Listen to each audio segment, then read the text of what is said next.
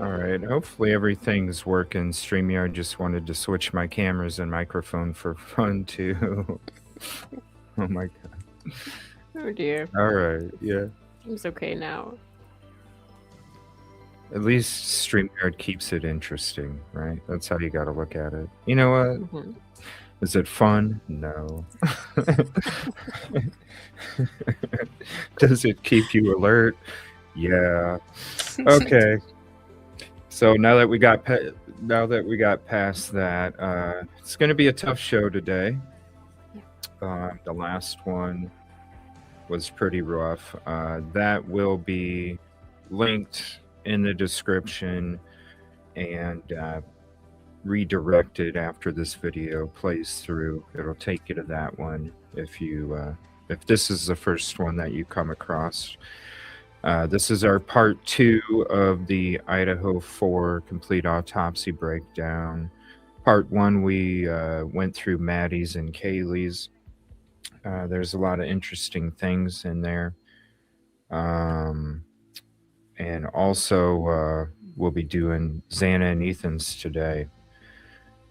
We kind of, after the part 1 at the end, we kind of went through some different things. We even had a autopsy show where we talked about some of the things that stood out to us even more. So I'm sure we'll do that with this one too. This one's gonna be what's a good word for it? More graphic. In some respects, yeah. Yeah, it is. Just in terms of defensive wounds and stuff like that, it is. It is more graphic. Definitely. Mm-hmm. Yeah. Yeah, especially when we get to talking about Xana, right? Yeah. You know, I think you said it best. Like, you know, we all kind of knew and heard that Xana was the one that fought back the most. But like you said, Rosee, once you go through this autopsy, people are going to see really how hard she did fight. Yeah. Yeah, so Yeah, it's it's one of the it's different. Sorry. It's different to read it here because you can kind of see the actions as they kind of played out in a sense in the way that you'll see what I mean, but like you can tell that she was using her hands to try and defend herself. So can you um imagine, you know, yeah. like you're getting attacked Mm. and your natural instinct is to Yeah. put up your hands to defend yourself and then feeling, oh god. Just think how bad a paper cut feels. And that's a Yeah. paper cut. Yeah. Yeah. Hmm. No wonder she was crying. Um, and you know, I do have one question. What do you think about the statement from Dylan where she heard a female crying and then a male saying, "It's okay, I'm going to help you." Do you think that'll be revealed in these documents too? I I mean it's difficult to put that in with what you're seeing. Um with the level of movement, I don't even really see much time for talking or crying, honestly, in a way that she would be able to hear it. Like, I don't know if that's making sense, but like Right, statically. like everything is just so quiet that she can hear her crying, you know. I mean, yeah, screaming is one thing, but the way that it sounded was something like Yeah. right. And Yeah. you're like, "Where'd you have your ear, Dylan? You didn't hear nothing? But where'd you have your ear to hear those words?" Yeah. Yeah. I mean, I guess an autopsy can't really tell you where that would fit in, but thinking it over after having read this, I kind of don't I don't Well, there's see. only one injury that could do that, is what I'm saying. Yeah, yeah, That's it. and That's what I'm meaning. You know what I mean? Like, what other? You're somebody's crying. I'm here to. Don't worry, I'm going to help you, and then nothing to me. yeah, That's what I was. yeah, and I mean it. I think that when it comes to what I've read in terms of Xana, it feels to me like it would have been something that would have taken more time, uh, especially since, Well, and yeah, you could do that too. You know. yeah. But the amount of wounds to Xana that were behind from the back were obviously more, showing her trying to flee. It wasn't all just the front. Yeah. Yeah. All right. Have you been able to read them, Jennifer? The docs at all? Yeah. Yeah. Yeah. What do you think about Xana? Is that who we're going to go into first? Xana? I assume we're going into Xana first, or are we not, Rosie? Oh, whichever Well, works you for you wanted to guys. go in the order. Remember from the first one, you wanted to go in the order of Yeah, what yeah, the prosecution is saying yeah, they went. So I just wanted to make sure before. yeah. So that would be Xana. Yeah. Yeah. Okay. What did you think about Xana's as you read through it, Jennifer? Well, it was obviously horrific. The injuries to her back, the back side of her body, really just bothered me. It was just horrible to think that she was possibly trying to get away, and then for that to be Mm. done, like, behind your back like that. It's just, it it just, it upset me, to be honest. Just reading hers really upset me. Yeah. So, it's almost like, because I don't know, I always pictured Xana making it at the top of the stairs. So if anybody remembers the 1122 walkthrough, you get to the top of the stairs, you still can't even see in the doorway because, and then you take a few steps and then you can actually see. Because we were always like, how do you see the knife sheath from the doorway? So we were always in that spot quite a bit on that 1122 tour. And I don't know, it's like I said in the first episode, like we all have had like our own vision of how it went down this whole time, in our mind. And when we went through Maddie's and Kaylee's, it was like, whoa, I feel like, we learned some things that took place that we thought maybe it went a different way until we read the autopsy docs. And then we also had some things kind of be revealed, like, whoa, like this was actually taking place and it kind of probably went like this instead.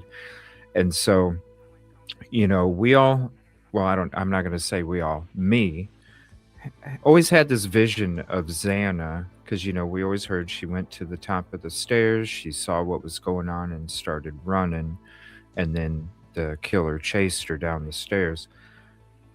I always had this vision like she made it to the top of the steps, heard what was going on from, because of what was happening to Kaylee. I mean, that's pretty damn loud.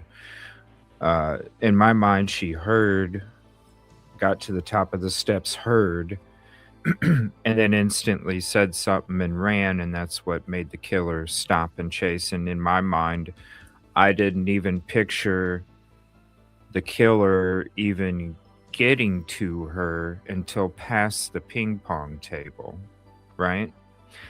And so again, this is kind of revealing what actually took place even more, because now we can kind of sense that no, maybe Xana did walk up into the doorway even farther than what I've envisioned.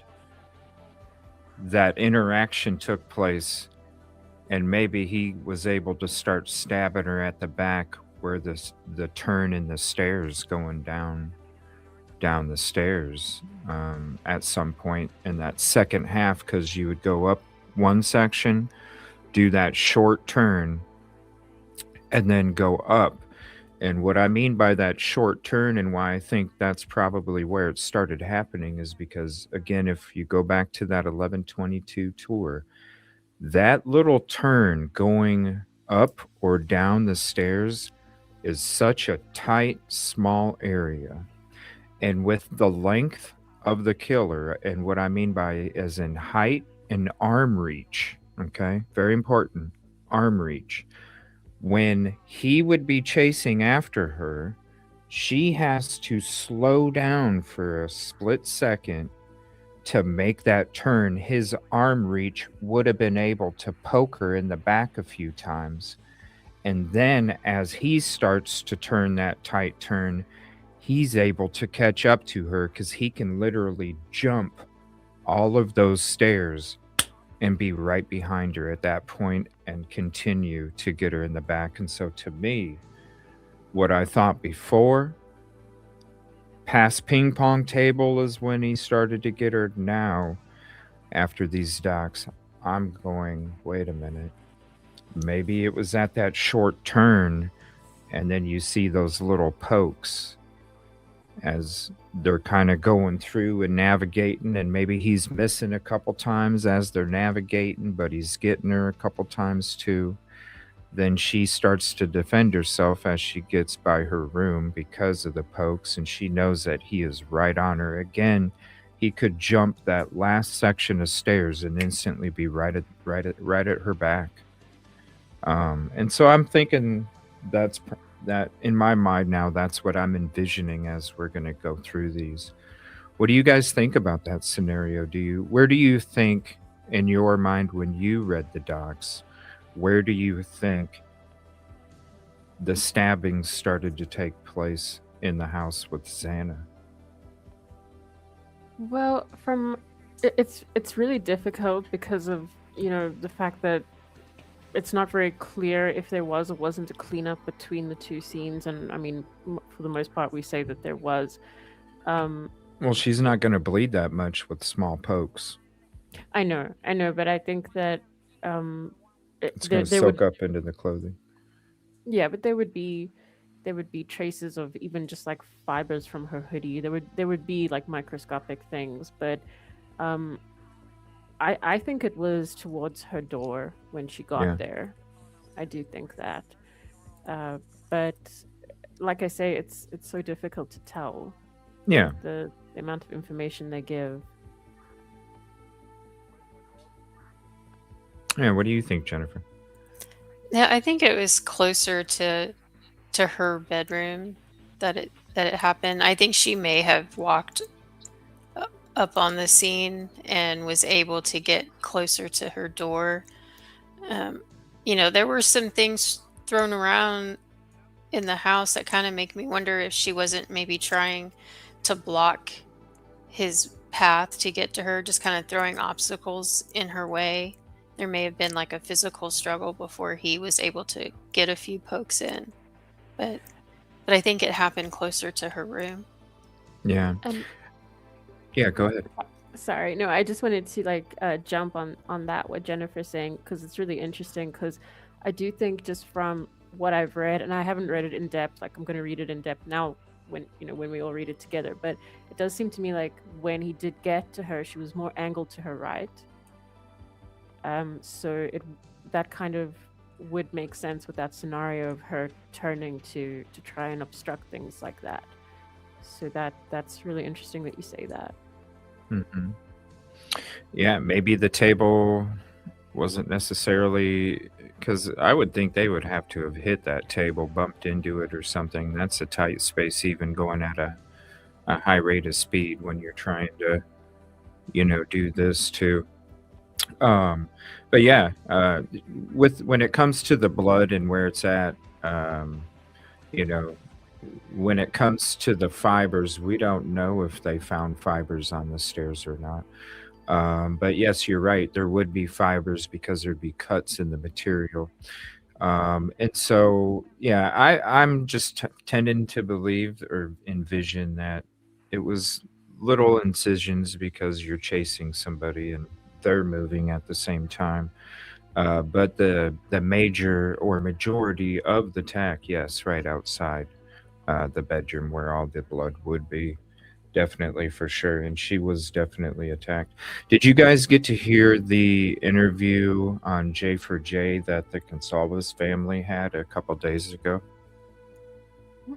No. No. Mm. Yeah. Remember when we went through that crime talk interview a Yeah. couple weeks ago, and when they were talking about particular evidence pertaining to the case, and it was evidence that was kind of the same value as Ashley Banfield's information that she was putting out there. It wasn't necessarily true after these documents came out. Yeah.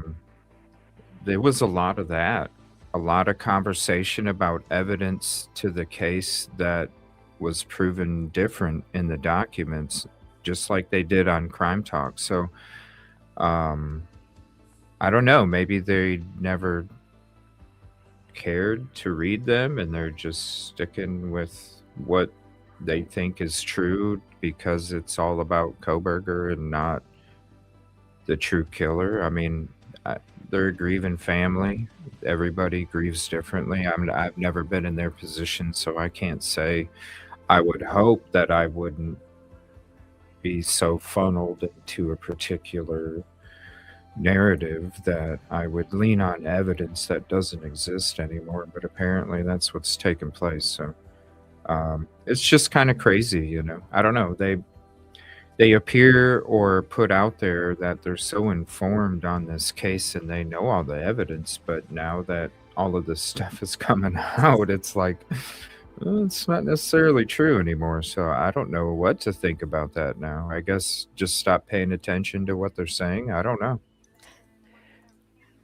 Well, yeah, honestly, I think that they know much less than they let on and always have.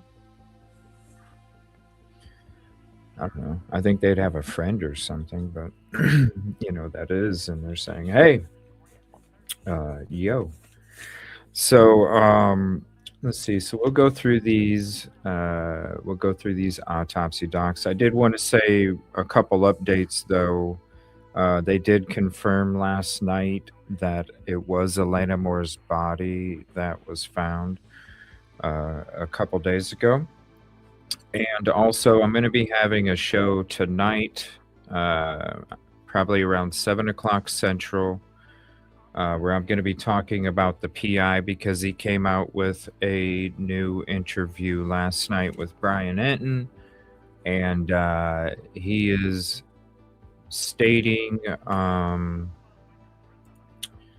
that Elena Moore's husband is not doing well and planned on spending the rest of his life with her. And that's what a friend says.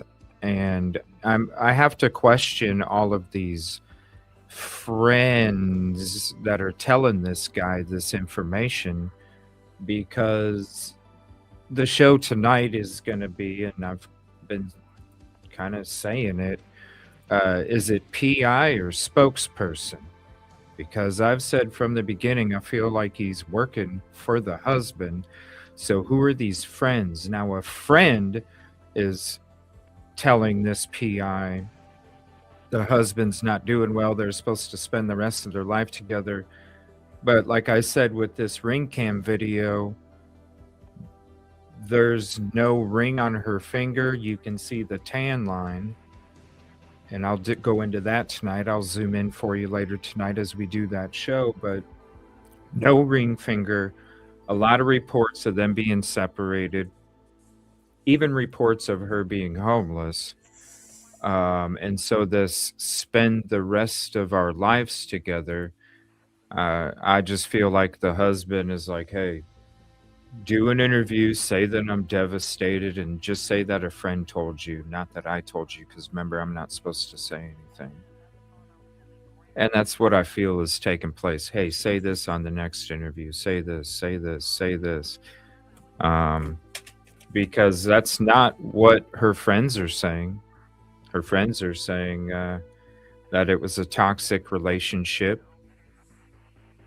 and the very abusive relationship as well.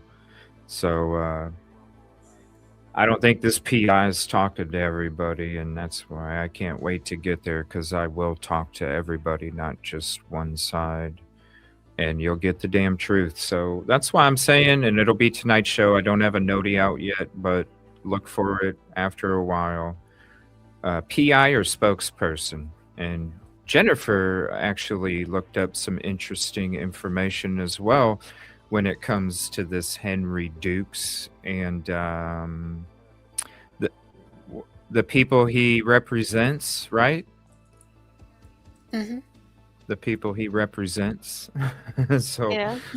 yeah, we'll get into that tonight in tonight's show if you're able. All right, so we're gonna go ahead and get into these documents here. Let me switch to the watermark and thank you all for being here. Yes, PI used to work.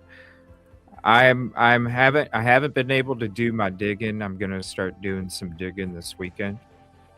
I crashed out hard last night. I told you guys yesterday. I said, look, I don't know if I'm gonna wake up in a couple hours. I don't know if I'm gonna. I woke up right as the turn of the date was happening, right before like 11 o'clock or so. I woke up. I was like, whoa, and then it literally took me like 3 hours to wake up out of that fog. I was just like, oh man. But so yeah, I was out last night, so I didn't even get to do any digging. But trust me, it's gonna be there, and it ain't gonna be hard. Honestly, I don't think it's gonna be hard to find these connections because these ain't. Listen, maybe they want to be, and they learned from J.P. Miller, but these people ain't J.P. Miller and his network. Like that's way sophisticated. That's way like that shit's deep with J.P. Miller and his connections and his abilities and options to of certain things. These people, yeah, he may have learned what to do with from J.P. Miller, but it doesn't mean that he was as smart or better. And in my opinion, he ain't that good because uh, there's gonna be, trust me, if he was better, this PI wouldn't be going on doing all these damn interviews. I'll tell you that right now. And he wouldn't be saying everything that he's saying. See, they're thinking that they're doing like they're taking steps like they're taking steps forward, but really these people are so unaware they're actually taking steps back and they're thinking they're making progress and they're not. It's complete opposite. So that's the kind of level of thought process that you're dealing with these people. Trust me, it ain't gonna be hard because they ain't gonna know how to cover their tracks that good. It's that easy. So I'm sure there's going to be connections of this dude. But once I get there, I get my boots out there, I start talking to people, then we're going to have the damn truth because this guy right here is just a spokesperson for the husband. There's nobody talking for Elena. There's one friend that popped up. Listen, there's a reason I go to these places because I become the voice for them because they don't have the courage to say something because of the people around them that will make the danger a reality. That's why when I go places, I get documents given to me. I get all sorts of shit. I get inside information. Some stuff I can repeat, some stuff I can't, but the truth gets out there and it's going to happen. Like I'm getting really upset that this PI is not doing what he's supposed to because he's supposed to be working for Elena. I think he's doing what was hired to do, and that's to shut Exactly. everyone up. Yeah. A narrative, push a narrative is what it is. push a Yeah, narrative. he made that very Mhm. clear in his latest interview when he told Elena's friend to stay in her lane because she spoke out. And that I tried to give this guy a chance, and I tried to go into it and try and look at his point of view, but the more he talks, the more it's obvious that he he doesn't want a certain narrative out there. And this could just be my own feeling, but to tell a woman to stay in her lane and to shut up for speaking out for for her friend, she thinks she's doing the right thing, or she wouldn't come out. But I have a feeling if that had been a man that came out, I don't think the PI would have been so bold and Well, disrespectful to her on on an interview for everyone to see. Yeah. And that says remember a I lot about who he is. remember what I was saying about the laws in Carolina and how generations and generations and generations have been able to do coercive control Hmm. and get away with all the that's the same kind of behavior, you know what I'm saying? Yeah, The words, stay in your lane, yeah. Yeah. AKA, you need to shut your mouth. right? Yeah. And it rubbed me the wrong way. And to be honest, I have been thinking about it since I watched that Oh, yesterday. we're gonna get into it tonight. Trust me, because you know how I feel. Like I've said it from the first show, and skip the first 30 minutes of it because I was fooled a little bit too until I started really breaking shit down and hearing more interviews and stuff, and I'm like, no, Yeah. no, no. This I got this instinct that this is look what's happening. You know what I'm saying? The Yeah. instinct don't lie. And yeah, we're gonna break it down tonight. I can't wait because I got a lot of stuff to say, and I can't wait till my Yeah. boots are out there because I'm ready to tell the truth. I'm Now ready he to did hear the truth and tell the truth. he did You know? confirm, like I thought, that all three of them had been friends for a long time. They were personal friends with each other. So I See was what I'm glad to saying? hear him admit that, which tells me the husband hired him Yeah. for a Well, reason. yeah. Yeah. I mean, it wouldn't actually be ethical to mandate a PI to investigate the disappearance of someone he knew. There's a reason that they don't allow police officers to get involved in cases where there's a Yeah. conflict of interest like that. It's the same thing. Yeah. Mm-hmm. Yeah. It's like I'm saying, when I smell hot dog steak, I'm like, damn, that's a hot dog steak. And I tell people it's a hot dog steak, and some people just don't listen. It's Yeah. okay. Listen, I got a good sniffer. I'm telling you. All right, let's get to these dogs. Yes, I can't wait to get into that tonight. It'll look for it to be 7 p.m. Central. There's going to be fireworks tonight. Trust me, because I already feel it. All right, we'll get into these docs. I'm wondering, is this how it was last time? I thought we were able to do like a full screen or something. It's been a while, so I can't remember what I did. I think it was like this, but I don't think chat was up or the Oh, there chat we go. box. I'm sorry, what? I don't know. I don't remember if the chat box was up, but it did look like this. Yeah. No, I'm saying the actual document, not the chat box. I thought it was bigger, but maybe don't I don't remember. remember. It's been a while, so I don't really remember. I know last time it was like, "Hey, how do I do?" Oh, wait, never mind. This worked. I think I did it. I don't know.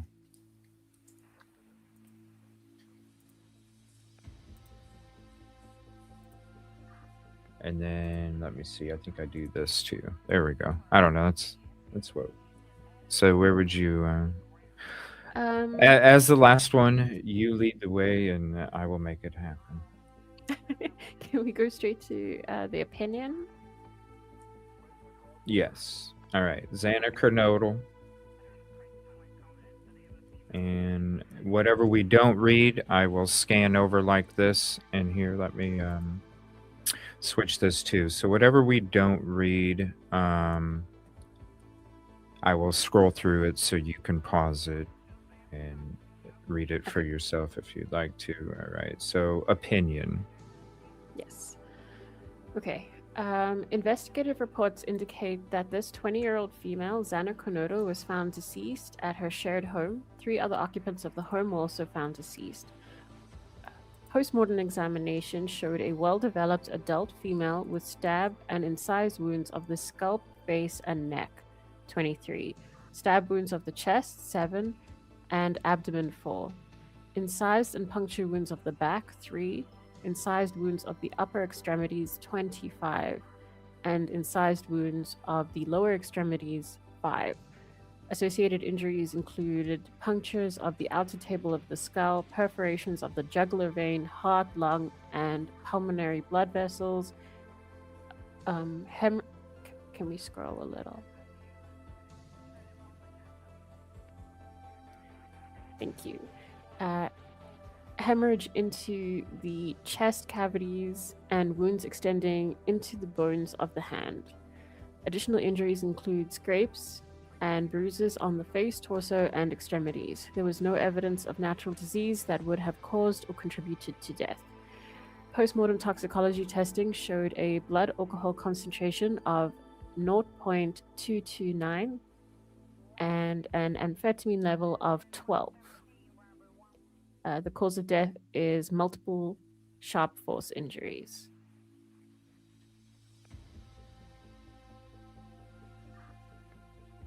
Okay. Background information. Briefly, this 20-year-old female was found deceased at her shared home. 3 other occupants of the home were also found deceased. The Latah County Coroner's Office requested an autopsy to further investigate the death. Initial observations: the body is found supine in a body bag sealed by tag number 0773077. The name Xana Konodo and tag number are written on a piece of blue tape affixed to the outside of the body bag. Xana has been crossed out and Xana has been written below.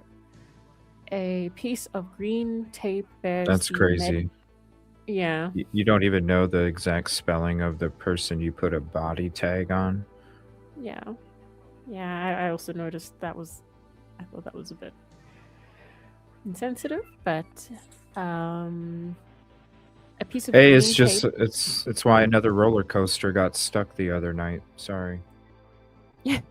People just don't pay attention. People just don't pay attention anymore with anything. It's scary. Yeah. A piece of green tape bears the medical legal case number and a notation indicating the body has been x-rayed. 2 identification bags encircled on the right ankle, one bearing the decedent's name, dates of birth and death, and tag number, and the other bearing the decedent's first name and last initial. External evidence of medical intervention, none. Clothing and personal effects. The body is received clad in a blue long-sleeve pullover sweatshirt and a pair of tan thong-like underpants. The clothing is blood-stained. A brown paper bag is secured over each hand and the left foot by means of silver duct tape. There is no jewelry on the body. A plastic lid with adherent orange and yellow material is found in the body bag.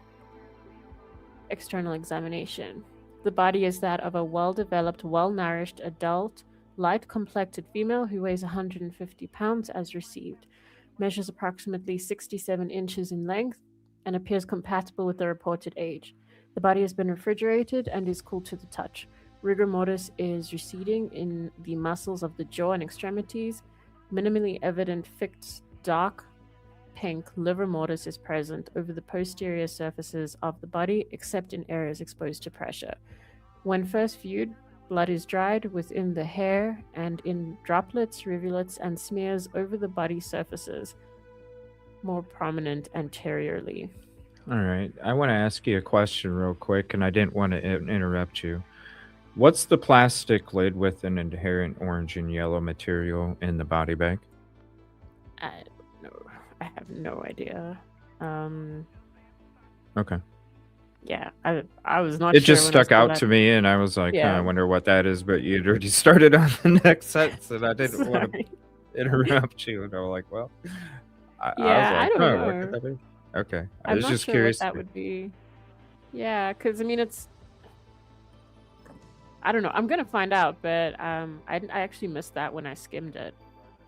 But what's standing out to me, and I know that it's very obvious what I'm gonna say, but it's just when you look at this description, like straight off the bat, there's no ways that this is a person who was just sleeping on the floor.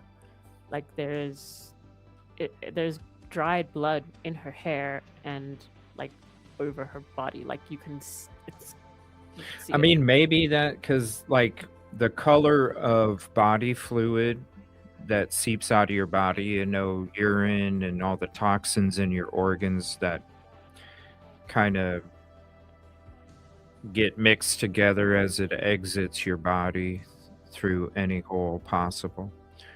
That's like a antifreeze color. Okay. Um, very bright neon greenish yellow is the color of it. Maybe it's orangish because and yellow. Maybe it's when blood mixed with the mixture of your body. I don't know. It's just I was just looking. I'm like orange and yellow. Like I know the color of body fluid when it seeps out of your body when you don't get stabbed, but um, maybe getting stabbed and it mixed with the fluid that was on the ground. Maybe that's why it was orange and yellow, and it was a tough mixture Yeah. because blood and then body toxin fluids don't necessarily like mix like it's Yeah. hot chocolate. It like there's some kind of like you're mixing two oils in a way. There's still a mixture, but at the same time there's separation that's still involved as well. So I don't know, I just didn't know if maybe that might have been what it was, because I don't know what else, why would they include, I don't know. Why would they even include that? You know what I'm saying? If it was blood and body fluid mixed together, you still got the blood and body fluid at the morgue. I've not seen that before in a report. Yeah. So, I don't but know. I'm just I'll trying to find out think about what it afterwards. could be. I don't know what it like. What would they need to, and then put it in the body bag? Just very odd. Mm, yeah. Yeah. Okay. Head and neck. The scalp hair is dark brown, wavy, and measures up to approximately 24 inches in length over the crown. The irides appear brown, the corneas are clouded, the sclera are white, and the conjunctivae are clouded. No petechial hemorrhages are identified on the sclera, conjunctivae, facial skin, or oral mucosa. The nose and ears are normally formed. The anterior teeth are natural and in good condition. The neck is symmetrical without masses, and the trachea is midline. So, all normal.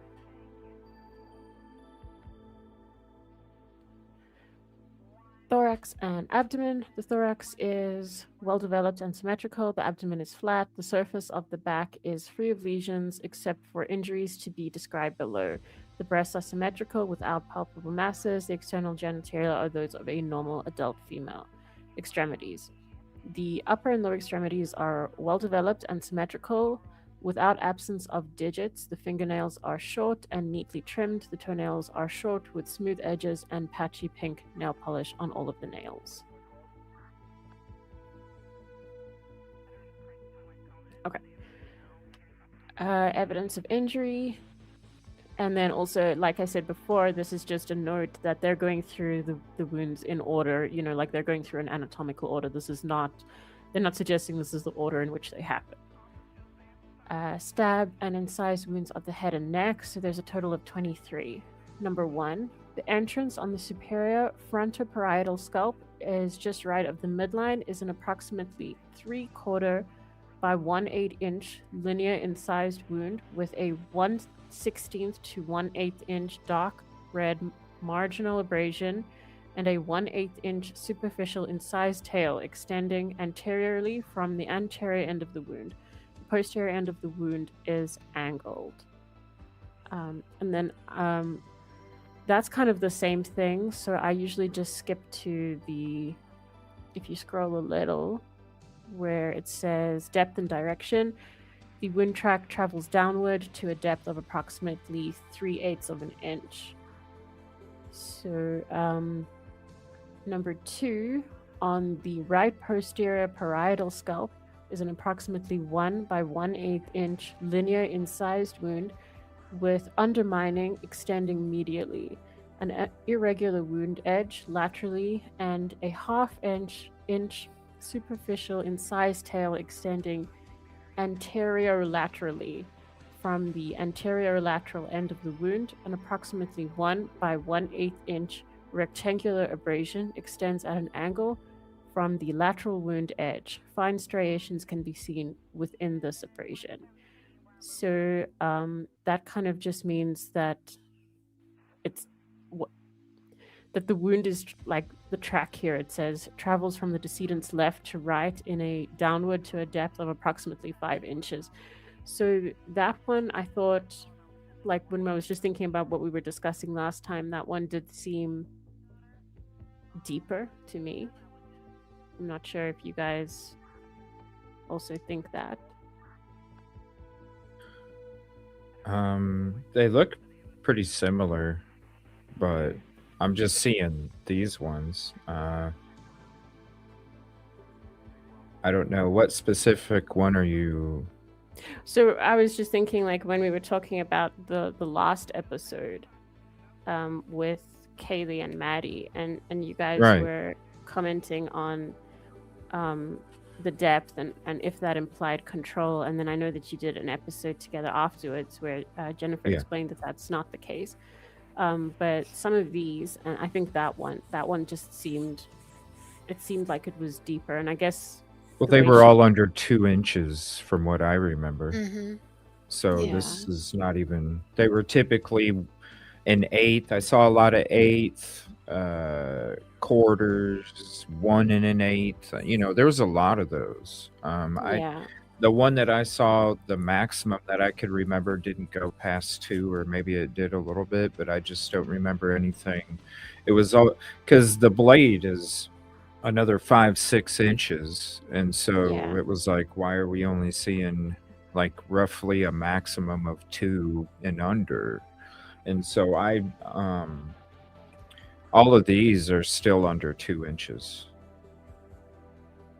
Yeah. Okay.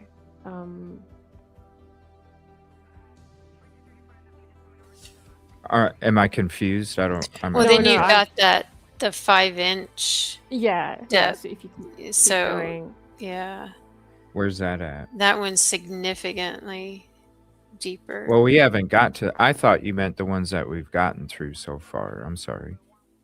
Number 2. So if you scroll a little, sorry, to the depth and direction of wound number 2, where it says a depth of approximately 5 Oh, inches. right there.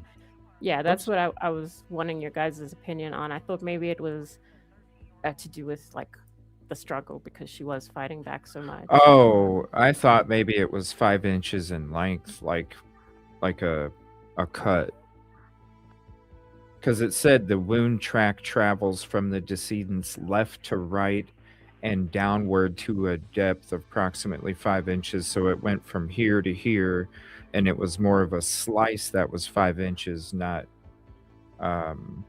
like the depth would be the depth of the slice from up and down. I don't know, because I'm not seeing a 5-inch stab. Yeah, that's You know what I something that mean? I was. So that's why was I didn't confused. associate it with the actual stabbing. It was more like the wound travels.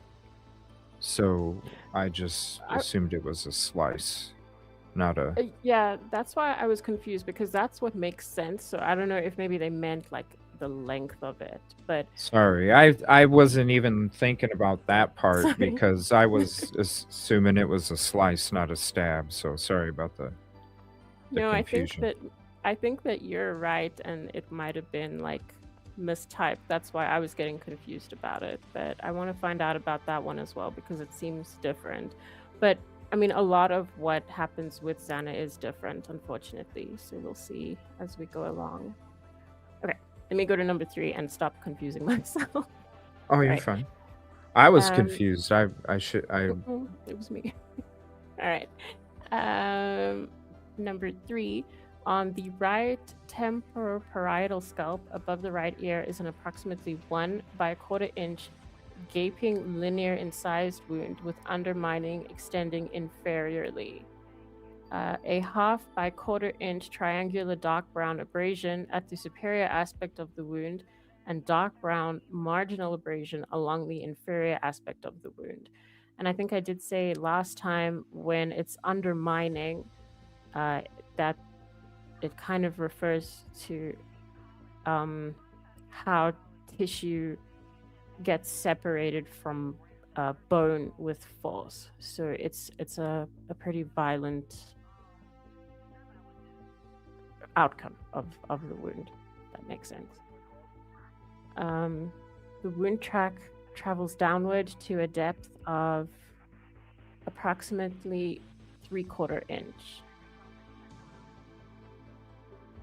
Okay, number 4, on the left posterior parietal scalp is approximately a 2 by an 1/8 inch curvilinear incised wound with irregular wound edges, undermining, extending anteriorly, and discontinuous dark brown, dark red marginal abrasions.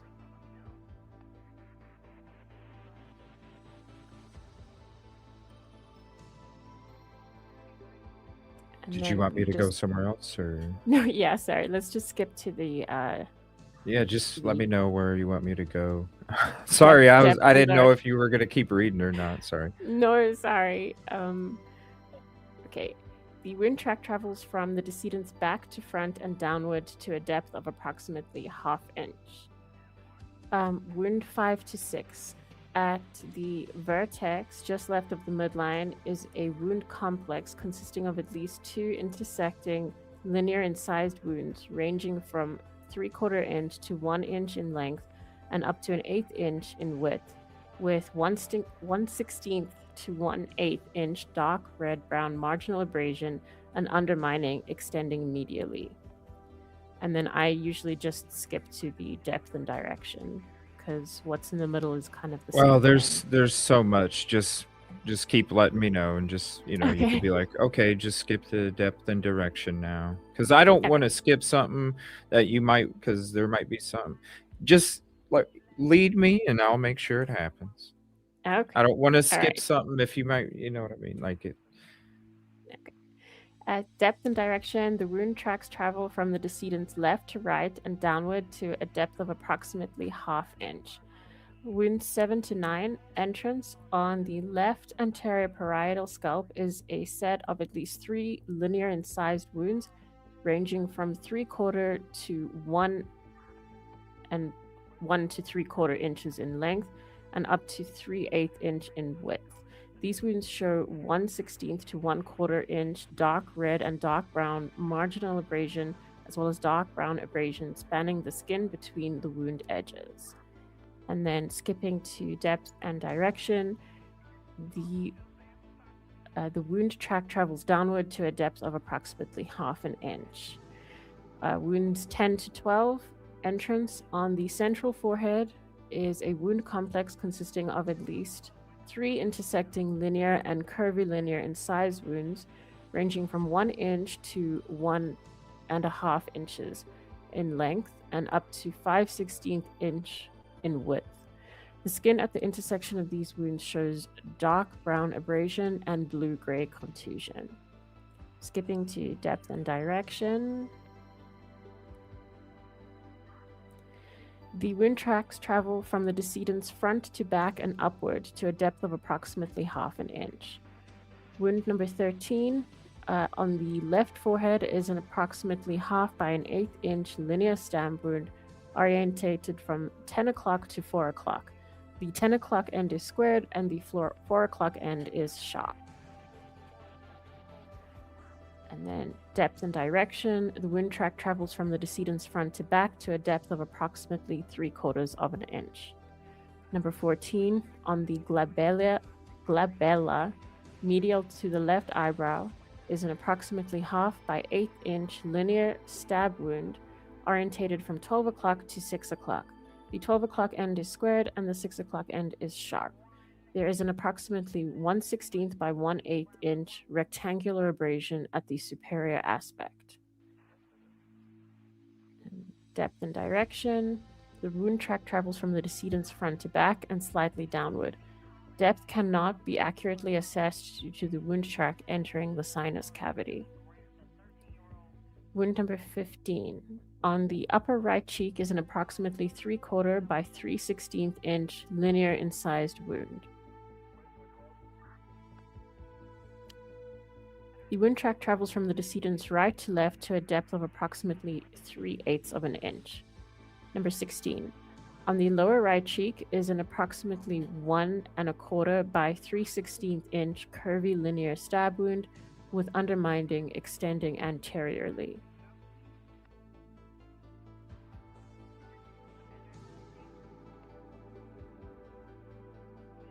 The wound track travels from the decedent's right to left and back to front. Depth cannot be accurately assessed due to the wound track entering the oral cavity.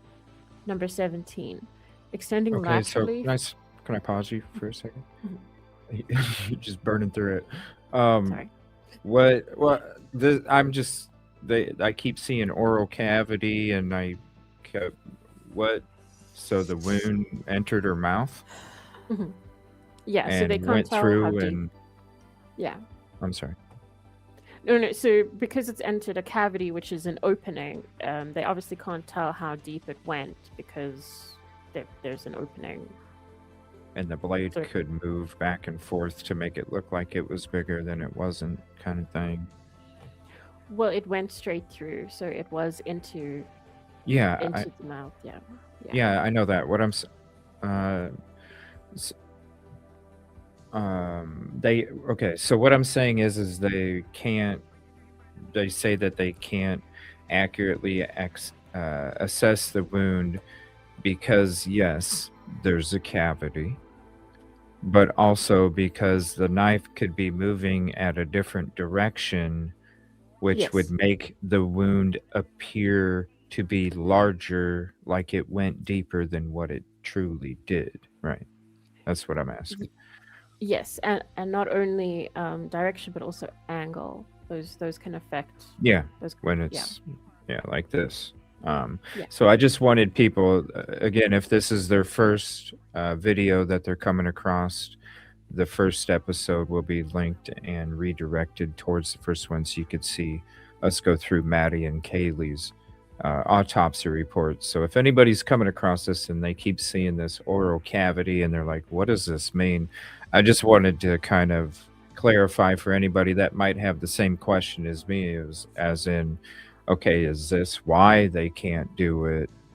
It was because of this. Because when you're sitting there and you see the same thing, it cannot be accurately assessed. Okay, well, why? What's the reason why we keep seeing this on the dock? So, Yeah. thank you for clearing that up. Sure.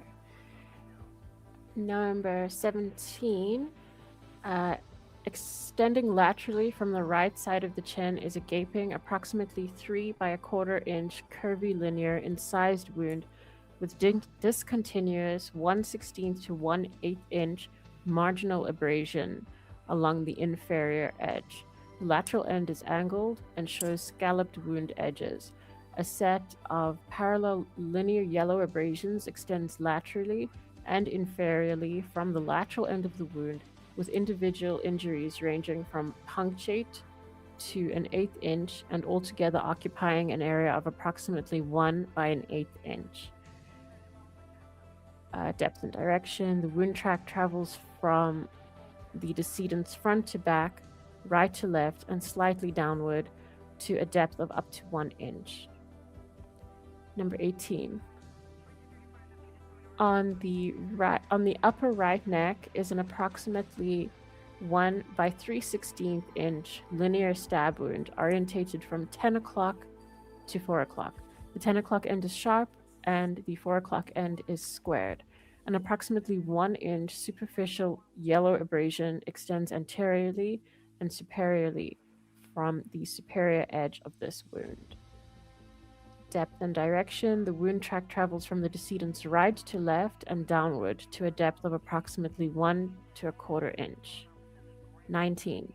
On the lower right neck is an approximately 9/16 by 3/16 inch linear stab wound orientated from 11 o'clock to 5 o'clock. Both ends are sharp. And Depth and direction. can you remind anybody that might be coming across this as the first episode what both ends are sharp means? So, when you're dealing with a knife that is, I always say, like, it kind of reminds me of a sword, or it's something that's got a double edge, that would cause both ends to be sharp, as opposed to something like a kitchen knife where you have a blunt side and a sharp side, so a single edge side. But how could a single edge blade show a wound where both ends are sharp also? Well, you see, this is something that I understood to be a different weapon, but from the experts that I've seen that are discussing this, like Joseph Scott Morgan and stuff like that, they say that there's factors that can play into it, like movement and like the research that Jennifer did about Yeah, I the was gonna. the versatility of the K-bar itself.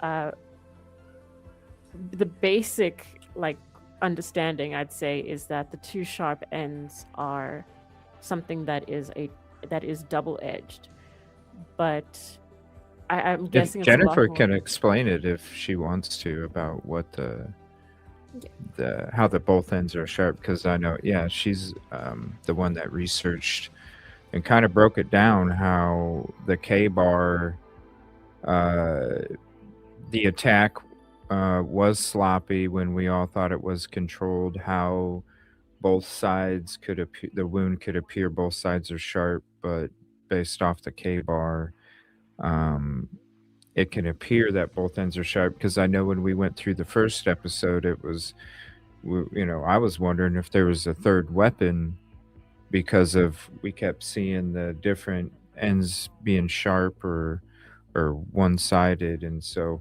um, when she dug into that information and actually explored the K bar and broke it down, then all the injuries kind of made sense. Yeah, if you want to explain that real quick, Jennifer, to anybody that might be coming across this for the first time. Yeah, so the K bar, the tip of the blade is a double edge, so that would make sense. But why are all the other wounds different? So I'm just curious how that wound was actually made, so that it caught just the double edged tip of that blade. Do you see what I'm Yeah. saying?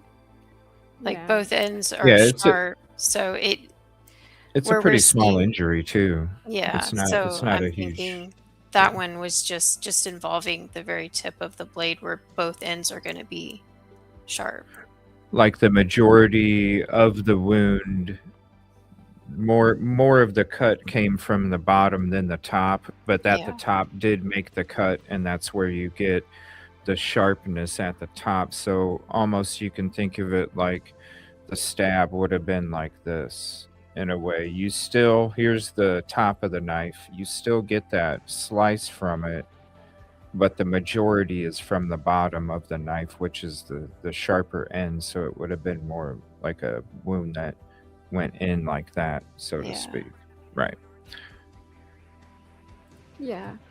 Yeah, I think that makes sense. I mean, I think that it's probably when they do the findings, then they'll say I'm guessing they'll say it's consistent with a versatile weapon that can do all of these things, but then because of the sheet that they specifically have, they'll like make a confirmatory statement and say this is consistent with a K bar, as in a K bar can do all of this. So it's Well, because they already they have. actually the Joseph Scott Morgan actually said, like, when you look at these injuries, if you don't see K bar, then you're not examining the wounds properly. Like Isn't that what was coming back up, Jennifer, with these wounds? Is like these were wounds that should show any examiner that it's a K bar, right? Hmm. Yeah, Yeah. they're very So, distinct markings right, from that weapon. Yeah. right. Yeah. So, besides the sheath, the wounds itself pretty much, I guess from what you looked up, Jennifer, right? It pretty much confirms that it was a K bar that committed this crime, besides the sheath, right? That was my impression. Yeah. Yeah, yeah, Yeah. yeah. It was definitely indicative of that weapon. And not a precise controlled killing either, that it was sloppy, right? In my Based opinion, yes. based off Yeah, the just frenzied, sloppy. right. Yeah. So yeah, it's real interesting that like they're seeing these and it, when we were thinking like, man, is there 3 weapons? And then they keep just saying, it always comes down to the weapon when we get to the end of it, and when they say what weapon they think committed it, and it's one weapon each time, it's singular. So it's like, well, we're seeing all these different type described injuries, but it all leads down to that one weapon. So I just wanted to cover that real quick, because when we're going to see all these different ends and stuff going through these documents, it might be confusing to somebody as we kind of go through them. Thank you both for your guys' expertise. Sure. I kind of forgot where I was. I think I was at depth and direction. Yep. Okay. The wound track travels from the decedent's right to left and front to back to a depth of approximately 1 to a quarter inch. Wound 20 to 22. Entrance on the lower left cheek and upper left neck are at least 3 superficial linear incised wounds ranging from 3/4 to 1 inch in length and up to 1/16 inch in width. The wounds on the upper neck show associated yellow abrasion and purple contusion. And then skipping to depth and direction. The wound tracks travel from the decedent's left to right to a depth of up to 1/16 of an inch. Wound 23. The right maxillary central incisor, tooth 8 by universal dental numbering system, has been sharply divided medially. So the wound cut the tooth? Yeah. Oh. Yeah. Damn. God damn. Yeah, so and this is I guess is the beginning of it, but there's quite a bit. Tooth 8. Where would tooth 8 be? Up here somewhere? Yeah, I don't know teeth, but I think. Well, I'm assuming one starts from one side from the back. It travels, I think, from the top right, and then To across, left. and then down And back and then over. back over. Yeah. Yeah. Yeah. So her right face, I would assume. Yeah, and also there's quite a trigger warning when it comes to the ones that are coming afterwards, because it is pretty bad, that general vicinity. Damn. Yeah. Okay, depth and direction. The wound track travels from the decedent's right to left and back to front, depth that cannot be accurately assessed due to wound track entering the oral cavity. I have a question about this associated findings. What it shows 2 incised defects? What is this? So these are their effects of the actual initial wound. So it's not that it's something separate that happened, but it's an impact of the actual wound. So I don't know if I explained that properly. Well, It's what's like incised defects mean? um Like it made the tooth do this or something, right? Like, yeah, uh, yeah, damaged. So there's it's damage or crack or something because it's a tooth. I'm guessing it like cracked the tooth. the one next to it or something. So it's a cut, slash, or incision caused by a sharp-edged object. Oh, so there's actually Um, another tooth then that was, because under associated findings it says there is a superficial rectangular defect of the midline upper labial mucosa. The labial surface on the left maxillary central incisor, tooth 9 by the universal dental numbering system, shows 2 incised defects. It's like another way of saying wound, a wound. yeah, So there was more. It wasn't just tooth 8. It actually tooth 9 was. so what they're saying is that the injury, like wound number 23 was to wound 8, but wound 8, I mean tooth 8 affected the next tooth. So it wasn't a direct impact of the stab wound or the incised wound, but it came from an impact. Like, I don't know if I'm explaining this Like a Yeah, right. side it effect wasn't. It of it, it it. wasn't cut like the tooth 8, but when it got cut, the pressure from the damage pushed on tooth 9, Yeah. which then made Yeah. it break. Yeah. Okay. Yeah, I just didn't know what 2 incised defects, and I saw tooth 9, and I'm like, that's not tooth 8. So what happened there? So I just had a question, like, what does that mean? Yeah. Depth and direction. The wound track the wound track travels from the decedent's right to left and back to front. Depth cannot be accurately assessed due to the wound track entering the oral cavity. Stab and incised wounds of the torso, total of 14. So number 1, on the medial upper left chest is approximately 3/4 by 3/16 inch linear stab wound orientated from 12 o'clock to 6 o'clock. The 12 o'clock end is squared and the 6 o'clock end is sharp. The medial edge of the wound shows dark brown abrasion, which is like scraping. And then depth and direction. The wound track travels from the decedent's front to back, right to left, and slightly downward to a depth of approximately 6 inches.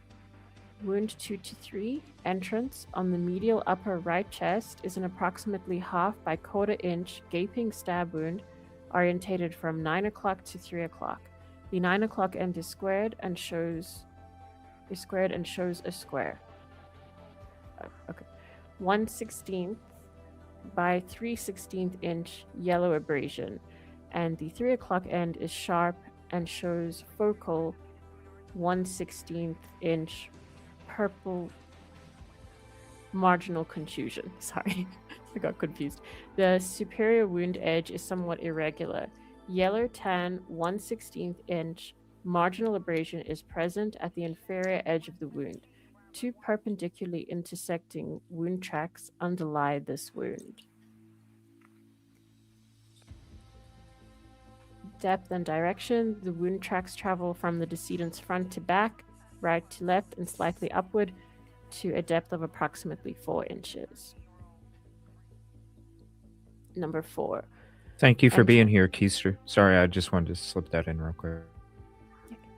Number 4, on the lateral right chest is a gaping approximately 2 to 1/4 by 2 1/4 by 1.5 inch curvy linear stab wound orientated from 10 o'clock to 4 o'clock. Both ends are rounded.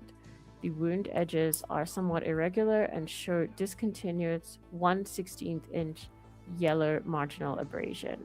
And so that the rounded edge, I did look up.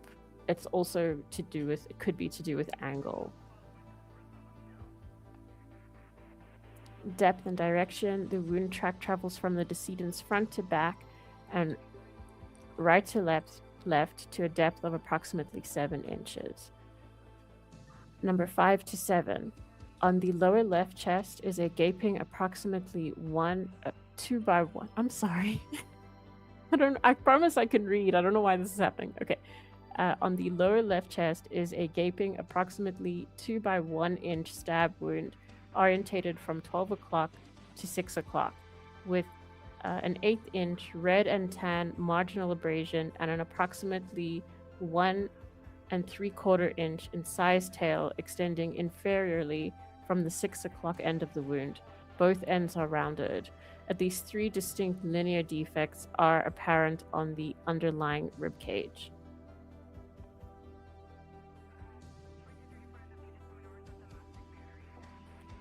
Depth and direction. The wound track travels from the decedent's front to back and right to left to a depth of approximately 6 inches. Wound 8 and 9, entrance. On the medial right abdomen is an approximately 1 1/4 by 3/4 inch gaping stab wound orientated from 12 o'clock to 6 o'clock. The 12 o'clock end is squared and the 6 o'clock end is rounded. The wound edges show 1/16 to 1/8 inch tan marginal abrasion. At least 2 distinct linear defects are apparent on the underlying rib cage. Depth and direction. The wound tracks travel from the decedent's front to back to a depth of approximately 3 inches. 10 and 11. On the lateral right abdomen is an approximately 1 1/4 by 9/16 inch gaping stab wound orientated from 9 o'clock to 3 o'clock. Both ends are rounded. The wound edges are irregular and there is a 1/16 to 1/8 inch tan marginal abrasion. Dark purple contusion is present at the 9 o'clock end of the wound. At least 2 distinct wound tracks are apparent in underlying soft tissue. Depth and direction. The wound tracks travel from the decedent's right to left and slightly front to back to a depth of approximately 3 inches.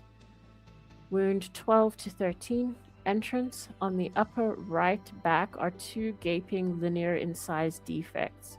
The medial wound is horizontally orientated, measuring approximately 2 by 3/4 inch, 3 inches when reapproximated, and shows an approximately 2.5 inch curvy linear incised tail extending medially from the medial end of the wound. The lateral wound is vertically orientated, measures approximately 2.5 by 1 inch, 3 inches when approximated, and shows undermining extending medially. So the approximated thing is, I guess, because it's gaping, so that's the measurement once they've put it back together.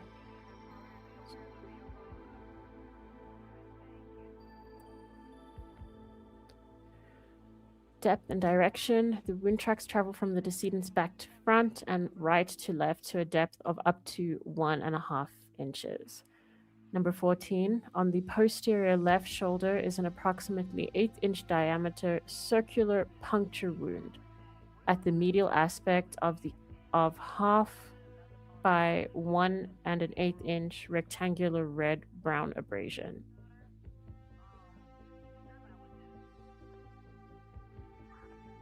Depth and direction. The wound track travels from the decedent's back to front and left to right to a depth of approximately 1/2 inch. Incised wounds of right upper extremity, and there's 15. Number 1, entrance. On the anterior deltoid region of the right arm is a gaping 3.25 by 1 inch curvy linear incised wound with an approximately 1.25 inch superficial incised tail extending medially from the medial end of the wound. The wound edges show discontinuous 1/16 inch tan abrasion, more prominent at the inferior edge.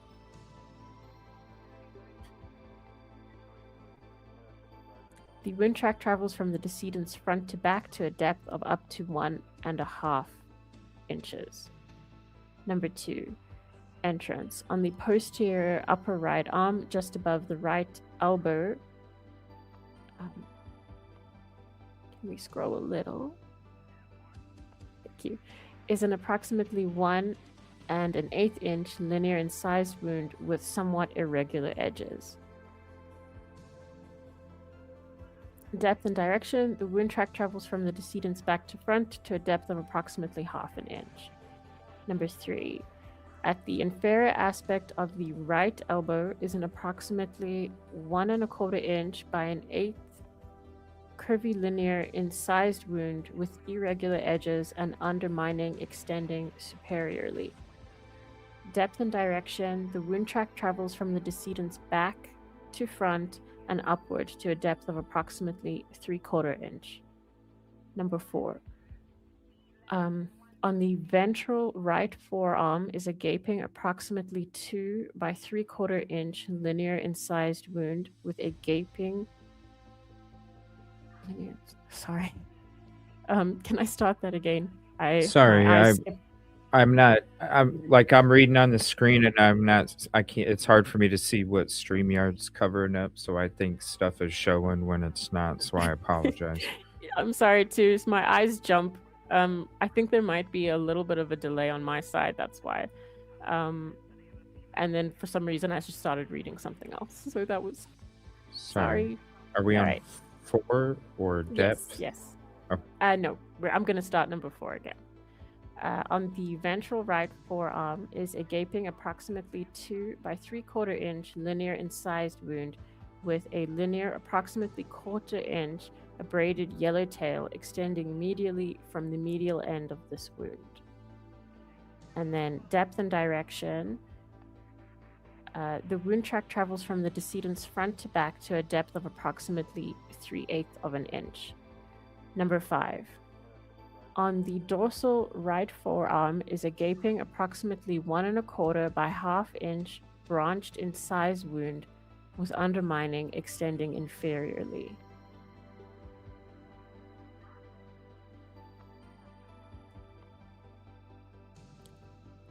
Depth and direction. The wound track travels from the decedent's back to front and downward to a depth of approximately 1/2 an inch. Number 6, on the lateral right wrist is an approximately 1 3/4 up to 1/4 inch linear incised wound. Depth and direction. The wound track travels from the decedent's right to left to a depth of up to approximately 1/8 of an inch.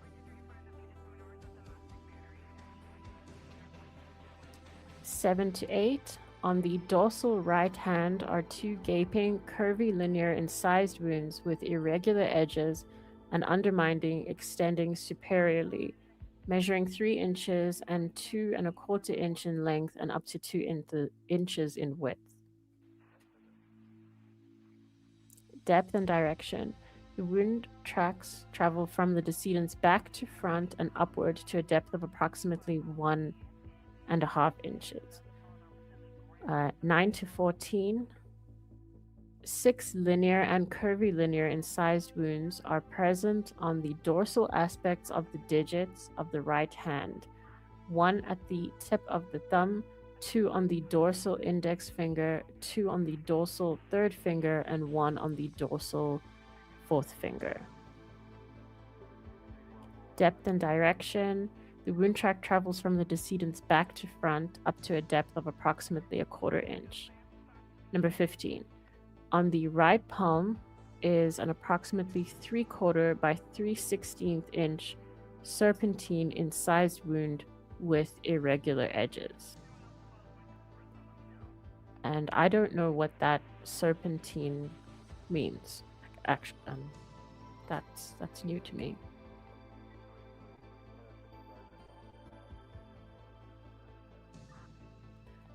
Depth and direction. The wound track travels from the decedent's front to back and slightly left to right to a depth of approximately 1/2 an inch.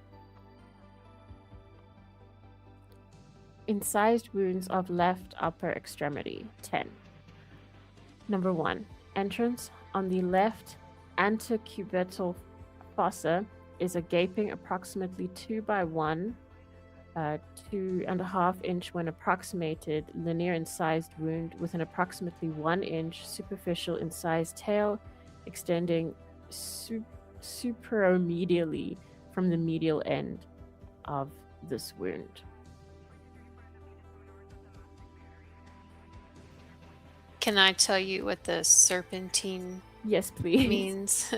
It's a snake-like wound, irregular wound. So like if she were to have grabbed the blade and then it sliced through her palm, it would leave a long snake-like cut across her palm. So it sounds like she had went to grab the blade to prevent it from cutting her, and then it sliced her palm. Okay. Wow, yeah.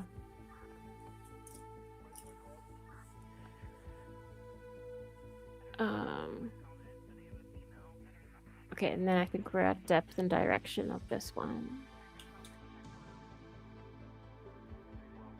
The wound track travels from the decedent's front to back up to a depth of approximately 1 inch. Number 2, on the ventrolateral left forearm is approximately 3/4 by 3/16 inch linear incised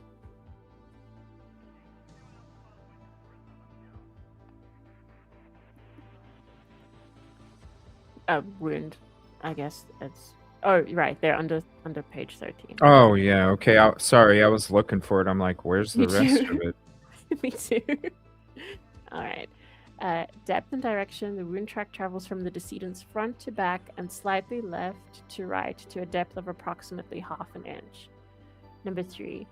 On the ventral left forearm is an approximately 1.5 by 1/4 inch curvilinear incised wound with undermining extending superiorly and 1/16 inch tan marginal abrasion along the inferior wound edge. An approximately 1/4 inch contused and abraded tail extends laterally from the lateral end of this wound.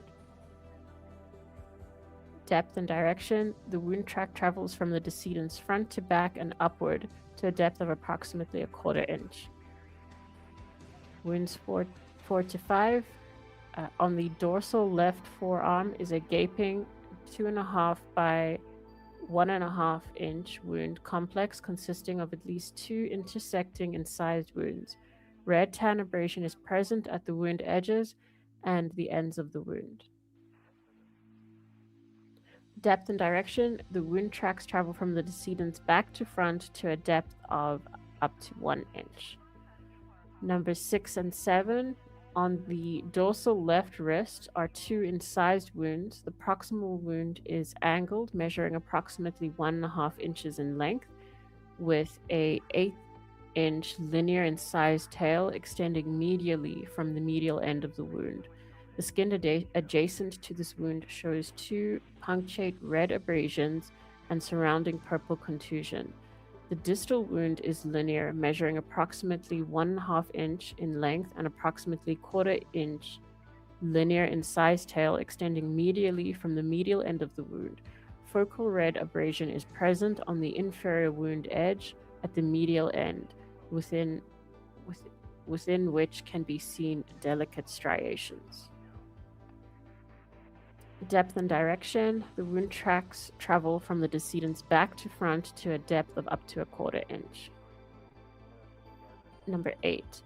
At the base of the left thumb, extending into the web space, is a gaping 1 by 1 3/4 inch incised wound with irregular edges.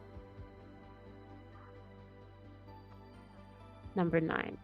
On the proximal left palm is an approximately 3 by 1/8 inch angled incised wound with irregular edges.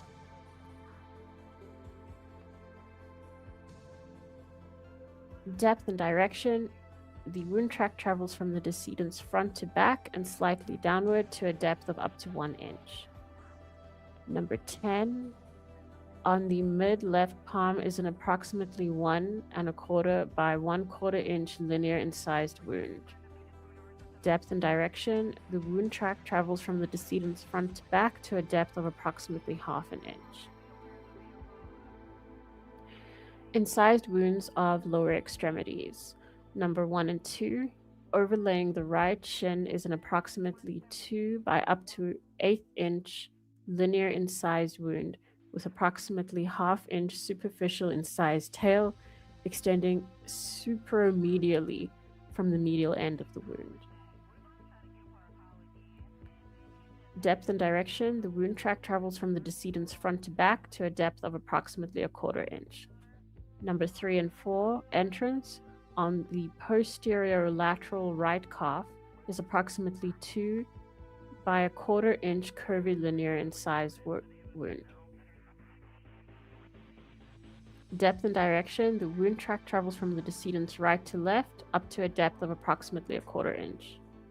Number 5, on the anterior aspect of the left knee is an approximately 2 by 1/4 inch linear incised wound with an approximately ½ inch superficial incised tail extending superiorly from the superior end of this wound.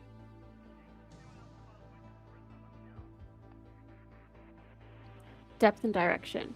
The wound track travels from the decedent's front to back to a depth of approximately ½ inch. Clothing. The sweatshirt worn by the decedent shows defects corresponding with the stab wounds of the torso and upper extremities. Weapon.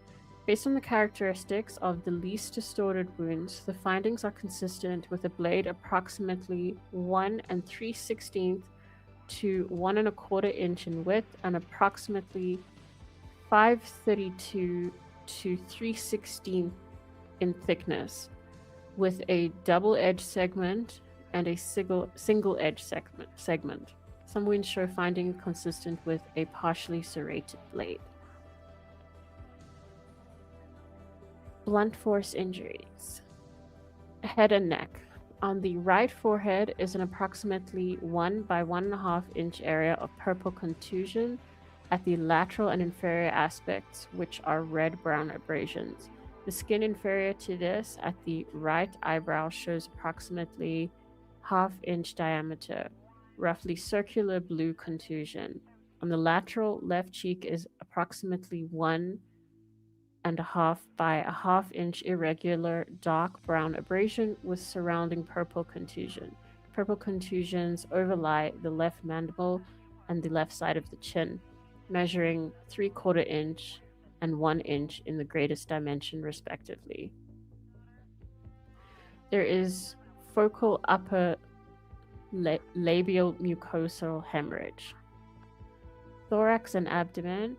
An approximately 1/2 by 1/4 inch dark brown abrasion is present on the lateral left breast. Approximately 2 by 1 inch, roughly rectangular purple contusion overlies the lateral right buttock. Extremities. An approximately 2 by 3/4 inch, roughly rectangular purple contusion is present on the dorsolateral right forearm. On the medial right forearm is irregular purple contusion interspersed with punctate and irregular red-tan abrasions, altogether occupying an area of approximately 3 by 1½ inches, with individual abrasions measuring up to 1/4 inch in the greatest dimension. A circular 3/16 inch diameter purple contusion is present on the anterior right thigh.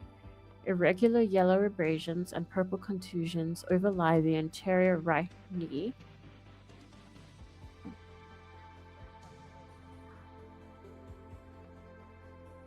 Thank you.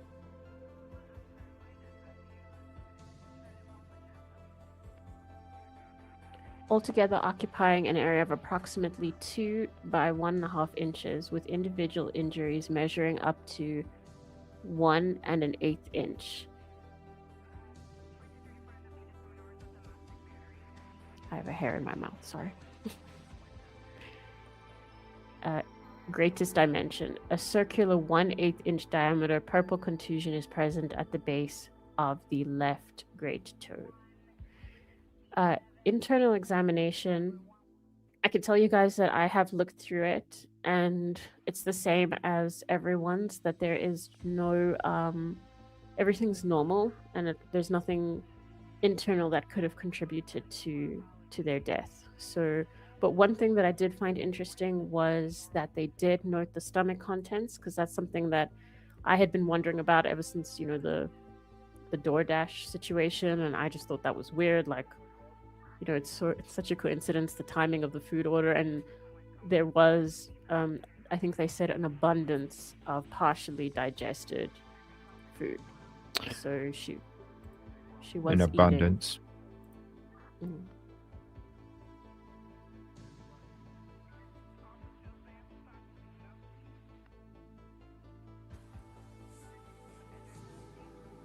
So I think is that's page there more to that, 17. or okay? No, no, no. I'm Um, just saying. I'm just yeah, saying that it does fit, like with a lot of people wondering, how much time was there between her taking in the DoorDash? Did she start eating? Well, what was going on? It seems like she did have quite a bit of time to start eating before she heard something. yeah, Yeah. yeah. The DoorDash. So. Okay, 1 second here. Uh, let me see here. All right, so whoa, hold on a minute. StreamYard's bugging out here. All right. What is going on here? Okay.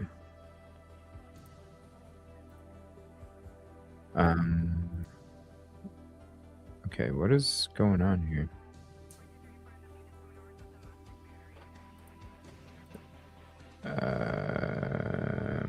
Come on. While you're fixing that, I will Yeah, say thank you. she Sorry. fought hard, it looks like. Oh, what happened now? Oh my gosh. Okay, hold on. There. Am I dropping out or something? I don't think It's so. showing I Rosee think we with this. lost Rosee. Okay, I was gonna say it's showing Rosee with a circle thing. What is going on here?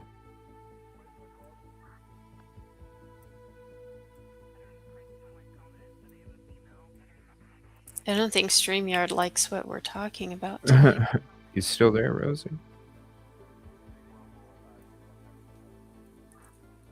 Uh-oh.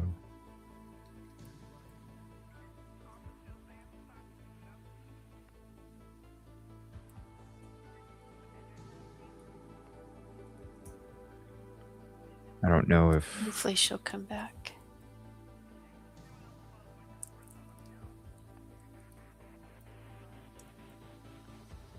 I don't. If you can hear us, Rosee. Okay. All right, we'll just wait a second here. Let me see if I can. It's kind of weird. StreamYard started bugging out, and then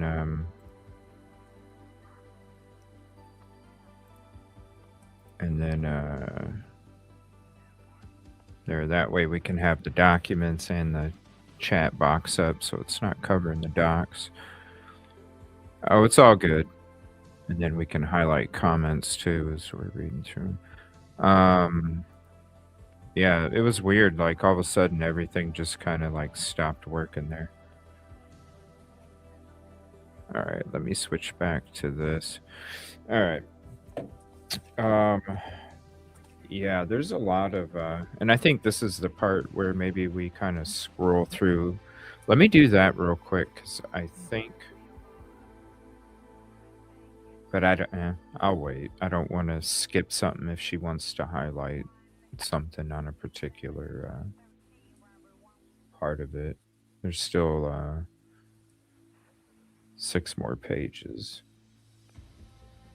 But yeah, the attacks, the going through the mouth, how one of the wounds literally like cut one of the teeth. My God, just the amount of immense pain. I couldn't imagine. Right, that was happening. All 4 of these, there's so much focus on the face. in the head Hmm. that I just couldn't imagine. Maybe that's where they got the incel aspect of it, right? Mm-hmm. Because you're removing the beauty of people's faces that you find are not deserving of their attractiveness from God, Mm-hmm. and you know, maybe Yeah, it that's shows the where they, level of anger, definitely. yeah, maybe that's where they got the whole.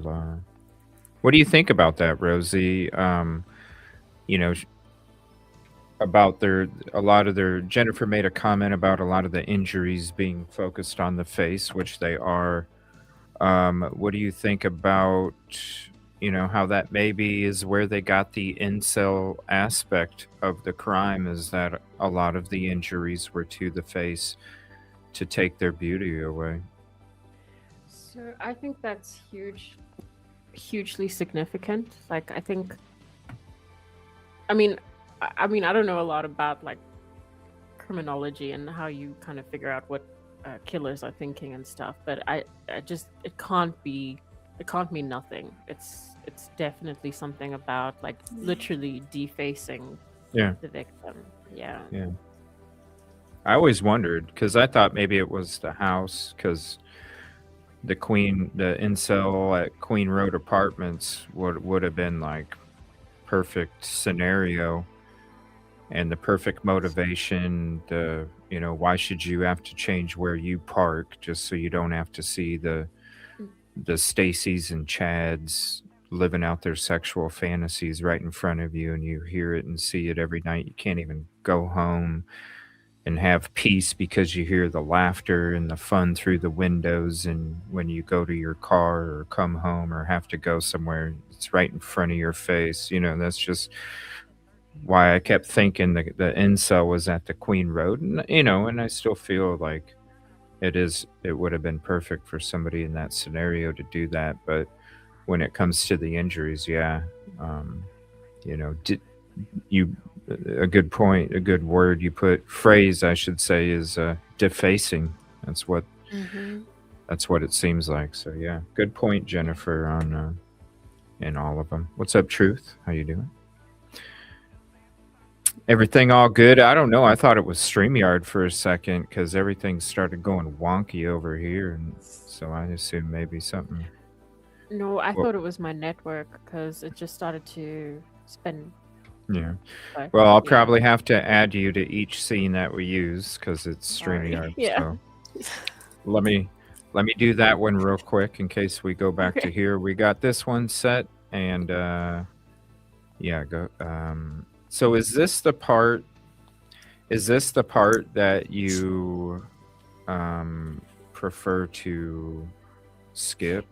Yeah, so I thought we just because it is Ethan and Xana, we could go to the toxicology at the end. But the internal examination is normal. There's no alternative possibilities as to why they died. I think that's obvious.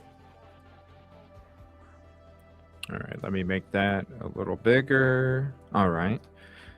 And all right, so I'm going to go ahead. Let me go to the full screen so that way you guys, and I got to get rid of the chat box on here too. All right, so I'm going to go ahead and scroll through this part, and then that way you can pause it if you wanted to read the whole doc. So where do you want me to stop at? What page? Oh shoot, she's not on this one. Okay, sorry, I just added you. My bad. Okay, sorry. Where did you want me to? Oh, you heard? Yeah, so it's the Okay. second last page. All right, I'm just gonna scroll. Second to last page.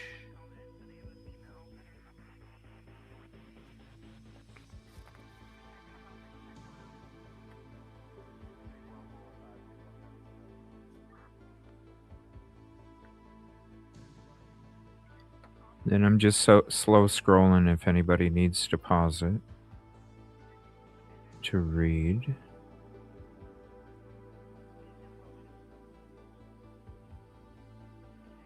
Okay, second to last page. Yeah. So I don't really know like what the ranges of Oh, sorry. Say that again. It didn't. sorry. Um I don't 100% know like what the ranges of normal are for these findings. So I'm going to admit that I did cheat again and I just listened to Joseph Scott Morgan, who said that in his opinion this is like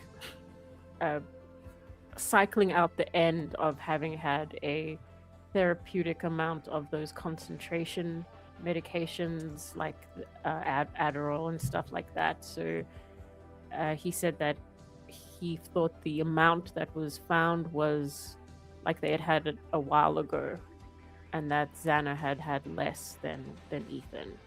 So I know that a lot of people were interested in these findings at Okay. just toxicology in general. So that was what I heard from him, and I mean he definitely knows what he's talking about. So yeah, and it's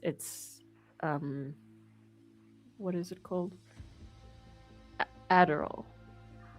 Yes. Yeah. Yes. Yes. Okay. So, and then the ethanol, we know that all of them were quite highly intoxicated. I mean, that's something that we all knew. I think Madison being the most, but then Xana was also, it was quite substantial. So it's sad to think about Well, they how were much. drinking starting early that morning throughout the whole day. So yeah. Yeah, and it's sad to think about, you know, how disorientated she must have been, but she was still fighting back so hard. Yeah, she always seemed like the very spunky one. She did. That would be Yeah. ready to get down on some fists, you know. Yeah, like whenever she's mentioned, people who knew her say that she was the one with like energy. So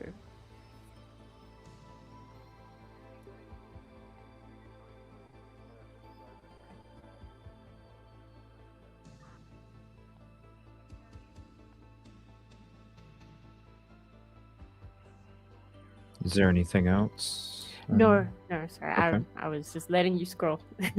Oh, I did. I was just scrolling because I was just I didn't know. All right. Anyway, so that everybody's seen everything. Yes. Right. Okay. Yes. All right. So now we're going to get to Ethan Chapin's autopsy.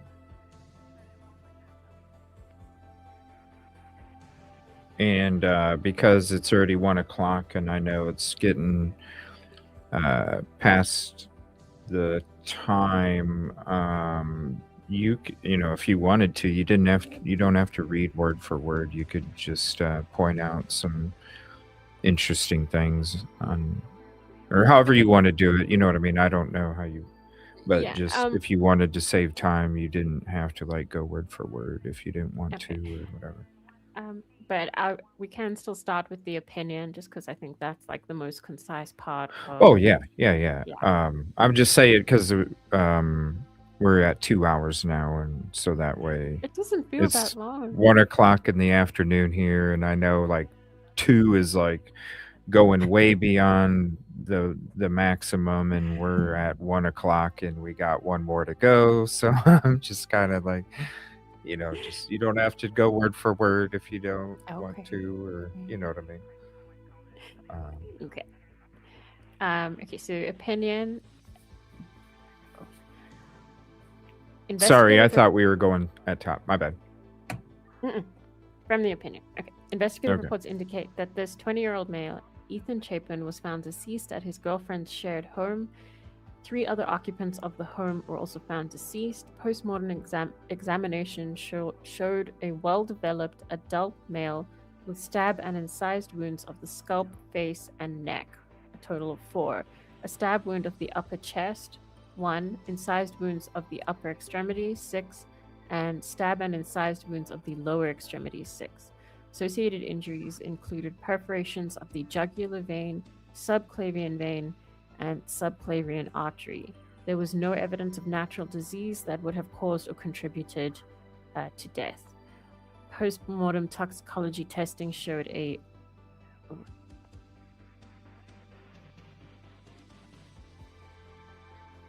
Frickin' StreamYard, man. It like reset everything. What is going on? Sorry, Rosie. no problem. You might get booted again. Who knows? I don't know what's going on. Okay, well, I'm still here, so far so good.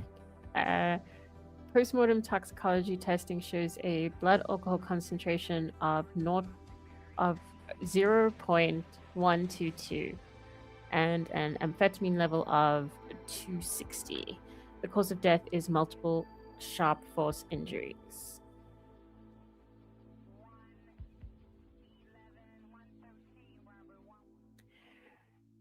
And briefly, this 20-year-old male was found deceased at his girlfriend's home. 3 other occupants of the home were also found deceased. The Latah County Coroner's Office requested an autopsy to further investigate the death.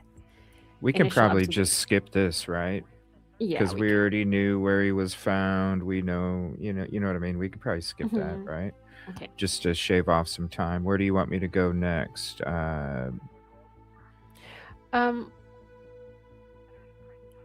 Just so you can kind of shave. I don't want you to like be up way freaking past what you need to, you know? I know. I'll tell you when to stop because I can't remember the. So if you scroll, and then we'll just get to the. I remember reading this, and it's the same that everything is normal. So we'll go to evidence of injury. All right. Stab and incised wounds of the head and neck. And number 1 is parietal scalp above the right ear. It's approximately 1.5 by 1/4 inch linear stab wound. The edges are squared and sharp, which is what we've seen in a lot of the others. And a rectangular braided red contusion is present. Okay. And then we can skip to depth and direction. The wound track travels from the decedent's back to front and downward to a depth of approximately 7 inches. Number 2, on the left parietal scalp, above and behind the left ear is approximately 2 by 3/16 inch curvy linear incised wound, undermining, extending anteriorly, and depth and direction.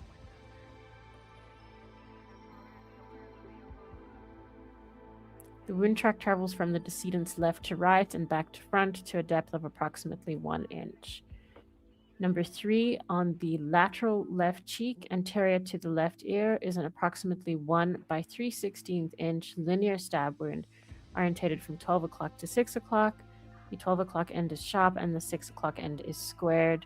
There is a dark red abrasion at the margins of this wound, widest inferiorly. And we can skip to depth and direction. The wound track travels from the decedent's left to right and downward. Depth cannot be accurately assessed due to the wound track entering the oral cavity. Ooh. Yeah. Okay, sorry. I know. Number 4, on the left neck is a gaping 1 1/4 by 1/2 inch linear stab wound, orientated from 10 o'clock to 4 o'clock, 10 o'clock squared, and 4 o'clock sharp. Depth and So direction. it was everybody's. Sorry, it was everybody's face. So that's just crazy. Yeah. Depth and direction. The wound track travels from the decedent's front to back and downward to a depth of approximately 1.5 inches. Stab wound of the torso, and there's 1. The entrance on the left subclavicular skin is gaping, 2.5 by 1 inch linear stab wound, orientated from 9 o'clock to 3 o'clock. The 9 o'clock end is sharp and the 3 o'clock end is rounded, showing an approximately 4.25 inch linear incised and a braided tail extending laterally to the anterior left axilla. Depth and direction. The wound track travels from the decedent's front to back and downward to a depth of approximately 4 inches. Incised wounds of upper extremities, and there's 6. Number 1 to 3 on the dorsal aspect of the right hand at the base of the index, 4th, and 5th fingers are superficial incised wounds, and the wounds on the 4th and 5th fingers show irregular edges. Depth and direction. The wound tracks travel from the decedent's back to front to a depth of a 16th to an 8th inch.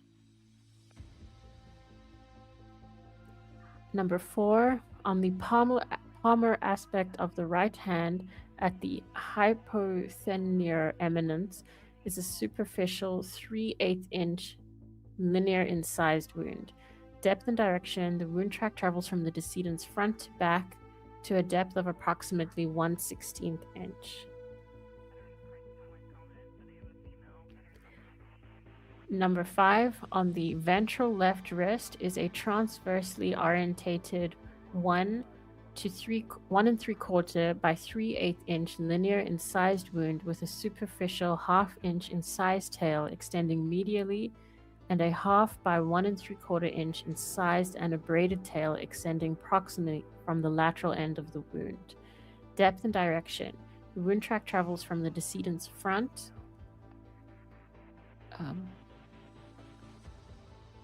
to back to a depth of approximately 1/2 inch. Number 6. Entrance on the dorsal aspect of the left hand at the base of the left index finger is a 1/2 inch superficial incised wound. Depth and direction. The wound track travels from the decedent's front to back to a depth of approximately 1/16 inch. So that's everything about the hands, and I kind of did expect a mention of hair, but they didn't say anything about, like, I Yeah, kind it's of a good expected. point. Yeah, that's- that's a good point. It's debris though, so it wouldn't be listed in this, right? No, it wouldn't, but it kind of makes you wonder where, like, what was the path of it? Like, where is it? They obviously, it's not mentioned here, so they didn't just leave it there, is what it would imply.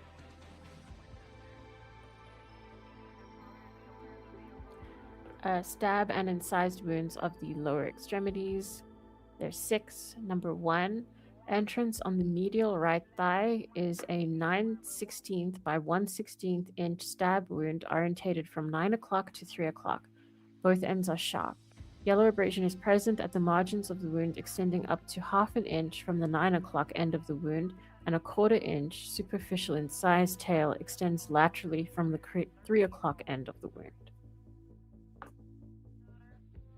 Depth and direction. The wound track travels from the decedent's left to right and back to front to a depth of approximately 1 inch.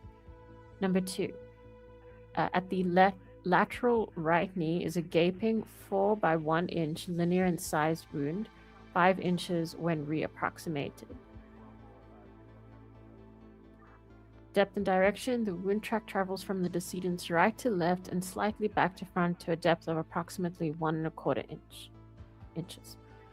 Number 3, on the lateral right calf is a gaping 2.5 by 3/4 inch linear stab wound, 3 inches when reapproximated, orientated from 12 o'clock to 6 o'clock. The 12 o'clock end is squared and the 6 o'clock end is sharp.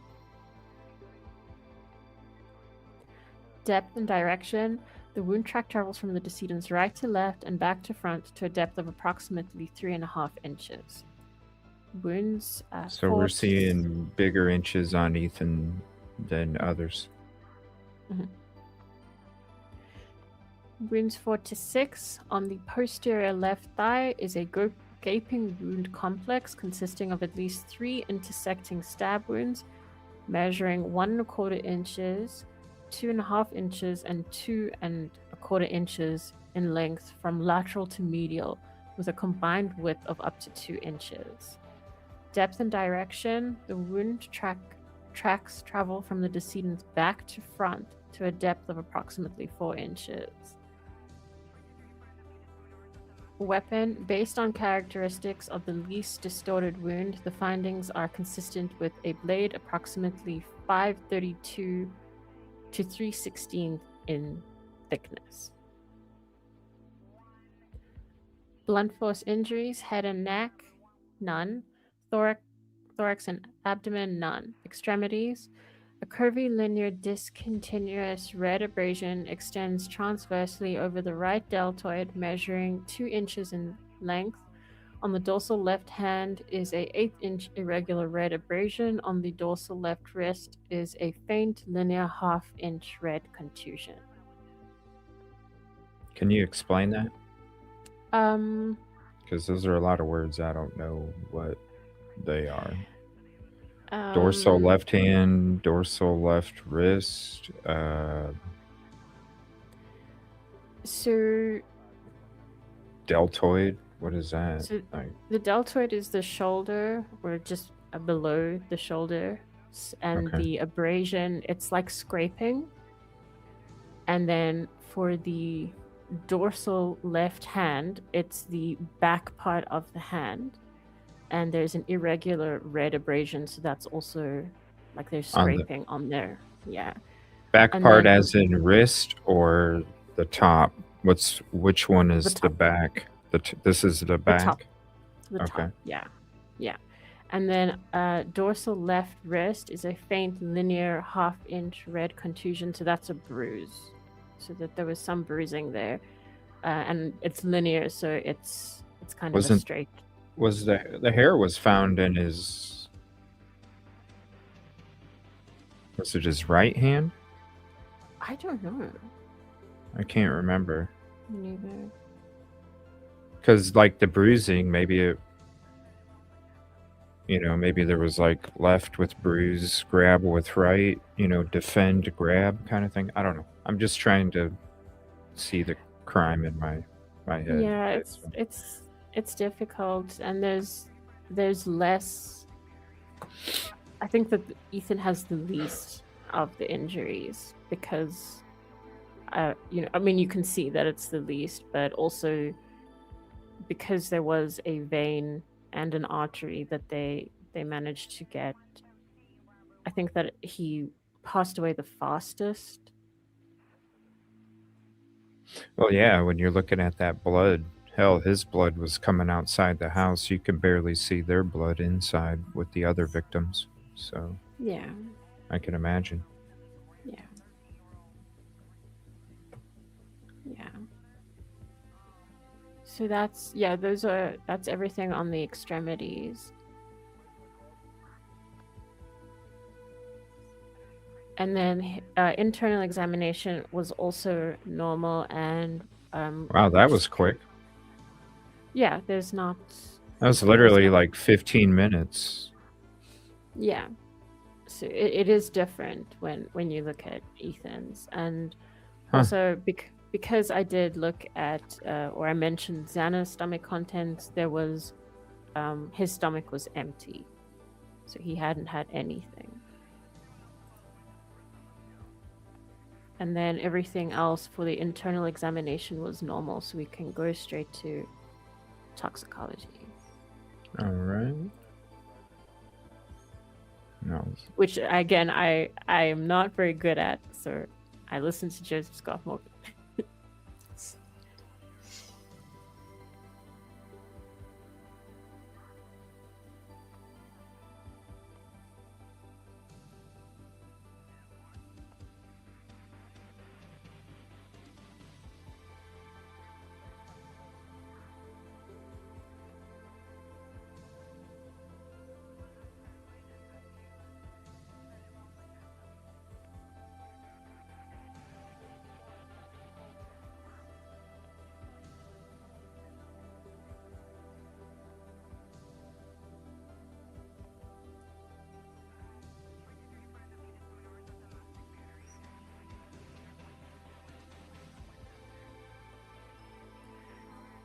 So it's the same as Xana, but it's obviously a significant amount more of the amphetamines. But then he did have lower blood alcohol concentration. But other than that, it is the same. When I Googled, I just used that Google AI to ask it if that's like a therapeutic amount of amphetamine, like is it something the amount that would be prescribed. For him, Google said no, but for Xana it said yes because it was less. But also, like, the Google AI is sometimes wrong, but that's just what it told me. So yeah, Yeah, Google AI is good, but it doesn't always give you I know. the truth. Yeah. Yeah. Okay. Whoops, I was supposed to go here, wasn't I? It's the same. That was positive findings, so they were just showing what did come up, not everything that they tested for, which didn't get confirmed.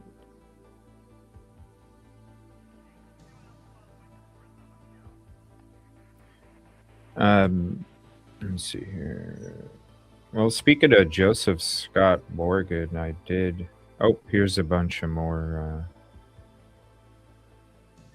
toxicology here, I guess. Yeah, I'm.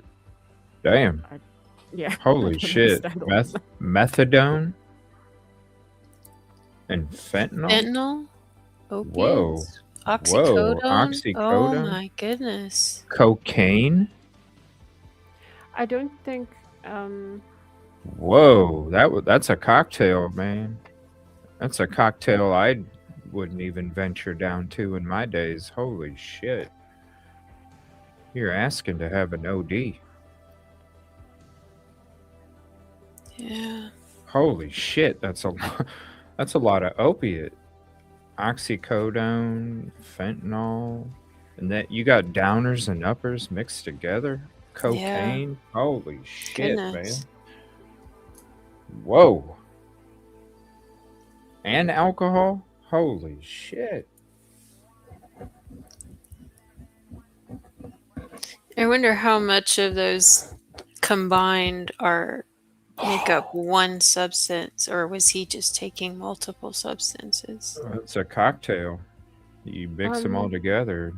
Probably snorted it. Because methadone is used for people that are trying to get off fentanyl and opiates. They give them methadone. So, holy shit. And normally when you can OD on methadone too. Not that's a very small amount, but still the fact that when you got uppers and downers, you got meth, which is an upper, and then you got downers, opiates, and then cocaine, depending, that can confuse your system and stop your heart. Yeah. Right, exactly. It wouldn't know what to do. Mm-hmm. But these are not so the detailed findings that we went through is where there was a positive result. These are just what was tested for, and then those figures are the reported limit. So it's like this, I think it's like the smallest amount that needs to be in the body for them to detect it. That doesn't mean that any of this was present. This means this is what they looked at. Oh, but I thought that's what was present. No. Okay. No. This is what no. This is what they checked for, and those numbers down the side are what they would need to be able to confirm. But what we went through at the top there is what was found. So not all this. I was like, I'm just going back to my days, and I'm like, damn, I thought I had a death wish, but I didn't go that route, you know? No. Holy hell. Okay. Well, that's good to know. Right. Right, because I would have been making a clip like, what? No. Right? Yeah. Like, whoa. I guess they have to explain everything they checked for, but that's definitely not what they found. Well, we can check out this video if you want. My apologies. I thought Ethan's was going to take us about an hour or something. I was just worried about, you need to be done here in the next 15 minutes or something. So I was just a little worried you weren't going to make it. If you want. Sorry, I was getting stressed because for some reason I can't read tonight. I'm apologizing to everyone because I just forgot words. I was stumbling over words. That's fine. I was going to say, we can, with all the discussion with Joseph Scott Morgan, he had a video on Megyn Kelly where he kind of broke it down in 8 minutes of what. Because I do want to cover, like, he's got a couple, it's like a couple hour episodes where he breaks down the autopsy stuff as well. And I think he's got Nancy Grace's co-host on with him. And they're breaking them down on his own channel, Body Bags with Joseph Scott Morgan. And I love Joseph Scott Morgan, so I thought about highlighting his episodes in a future Idaho 4 show just to kind of go through what he has to say too. But I do have like a 8-minute video where we can listen to him and what he has to say about the autopsy documents, just a condensed version or whatever before we would go into it in a future show. If you want, do you want to check that out? Are we good for time? Okay. Let me share that real quick. We'll see what he has to say, and then we'll go ahead and discuss it as we get out of here. And later tonight, PI or spokesperson Elena Moore, and the only information that's getting out there, I think that's why all these news stations are having him on, is because he's the only one that's talking, and they know that he's the only one that is going to share information, and so that's why they're having him on. But it really is getting upsetting to me because he's just pushing a narrative, not necessarily updating with an open mind. It just seems like it's a narrative push, so we'll be talking about that later tonight, and I can't wait to dig into that.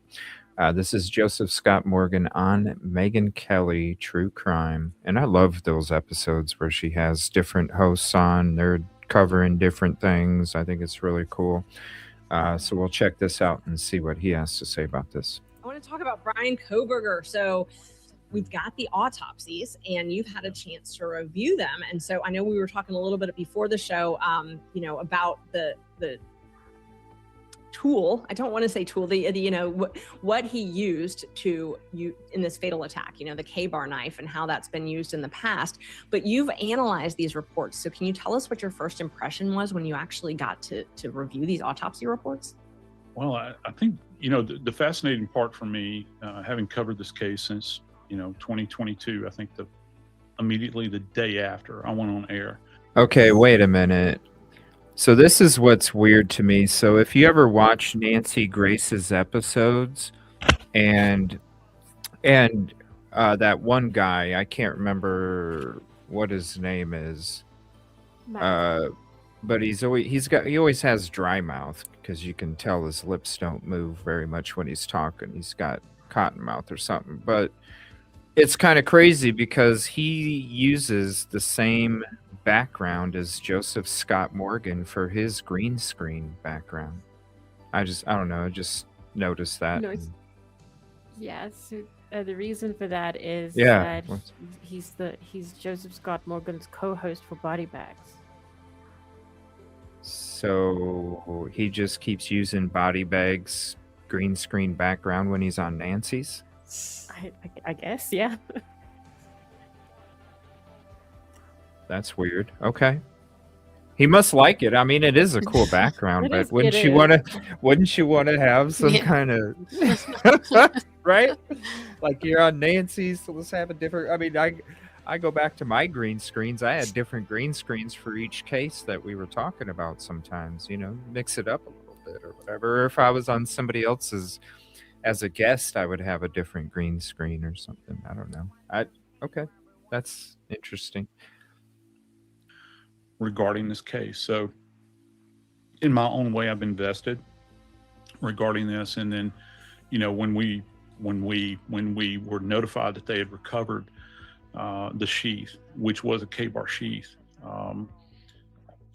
I began to do a little work and digging, relative to the utility of this weapon. And what's interesting about this, and we have to understand this from Jump Street, is that when the K-bar was created, it is a combat knife, make no mistake, but it does have utility for other things, and that plays into the injuries that Dr. Singh made note of in her autopsies, which, by the way, are incredibly thorough, because I read a lot of autopsy reports. I read a lot of crap that's out there, and hers is incredibly thorough.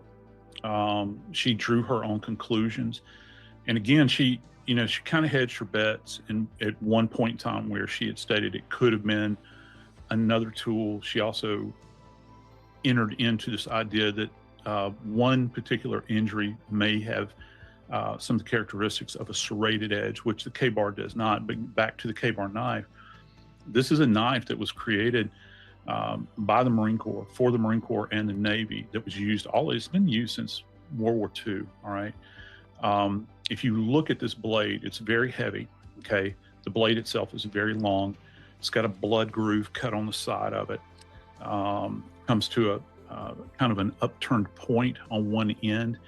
It actually has a hand guard on it. And then if you flip it around and you look at the butt end of this weapon, it looks like the head of a hammer, okay? And the reason it was created that way is that Marines could take this knife, and it's so strong they could pry open like ammo boxes that were being delivered to the Pacific. And then they could reseal them by flipping this knife over and pounding like this as a bludgeon, like redriving tacks or nails or anything else. You can use these things, you can actually use it as an entrenching tool. So when this subject chose this weapon, I think that he'd been thinking about it. And I think that there's kind of a lure to this knife, because it's got such a history of violence with it as well. And boy, did it do the job. Because when you take a look at these young people and you take a look at what Dr. Singh saw with her very eyes, she felt as though that knife and that knife alone generated these insults to all four of them, that it married up with the dimensions that a K-bar has. Now, there's a lot of speculation out there. There are many people, out in the ether that talk about there's more than one weapon that was involved. There's nothing to indicate that is accurate. But her assessment was very, very thorough. I think that she would have been an excellent witness because of how fact-based she was on the stand. Now, I've got to do a little scolding here, because I don't know what in the world these people were thinking when this occurred. And I think back to that time, they know that she is the pathologist for that area, and they know that this is the biggest case that they have ever had. Have you ever noticed how politicians will use a state helicopter to fly and go kiss babies and do all that stuff that they do? Oh, yes. Why in the name of all that is holy did they What's up, not Fly Girl? put her on a helo and fly her to that scene and allow her to see these bodies in place? Instead, you've got a coroner that's walking in there, and she gives an actual press conference or an interview early on, and we're sitting there, those of us that are in the field and been working for years and years, we're thinking, why are we hearing from her? Because she's saying things like, it appeared they were all asleep. And when you release that into the media, that completely changes the complexion of everything that they're seeing at the scene. It does. And I can only imagine that the police were probably just shaking their head. And that's how this whole thing started off to begin. Well, I want to pause that. I don't know how the police were necessarily shaking their head, because Mabbitt wasn't even allowed. She even said it herself. I wasn't allowed in until after 5 p.m. Why wasn't she allowed when? Because the coroner's, if the people are past, the coroner is the one that is supposed to be there right away to then let the police know what they can do and what they can't do when it comes to medication, when it comes to the bodies, they control all of that. If there is medication anywhere seen in the vicinity or the personal belongings of these victims, the coroner automatically controls who gets to even pick up medication. Like, even if they open a drawer and find medication, they're not even allowed to move it unless the coroner states so. So I don't know how the police would have been shaking their heads when really they were the ones that didn't even allow Mabbitt to go in there until 5 hours later. Ridiculous. Yeah. And what he's saying, when it comes to what you were looking up in your research, Jennifer, and how this is typical with the K-bar, it's exactly what he's saying. Also, when we were discussing multiple weapons, based off of what Mabbott said in the very beginning, I know it's been a speculation that has spanned for years now about how many weapons were there more than one? Everything was telling us there were more than one. And I think that speculation about other weapons is over after these documents have come out, after the research, and after what we're hearing from Joseph Scott Morgan. One weapon. So the speculation about the Batsheti, about the golf club, about any of these other weapons that we all thought this whole time could potentially be part of this crime cease to exist after today. After these documents come out, it ceases to exist. So if anybody does continue to discuss more than one weapon, that's not what the experts and that's not what the reports are saying. So it's done. There was only one weapon, as far as I'm concerned, after today. Yeah.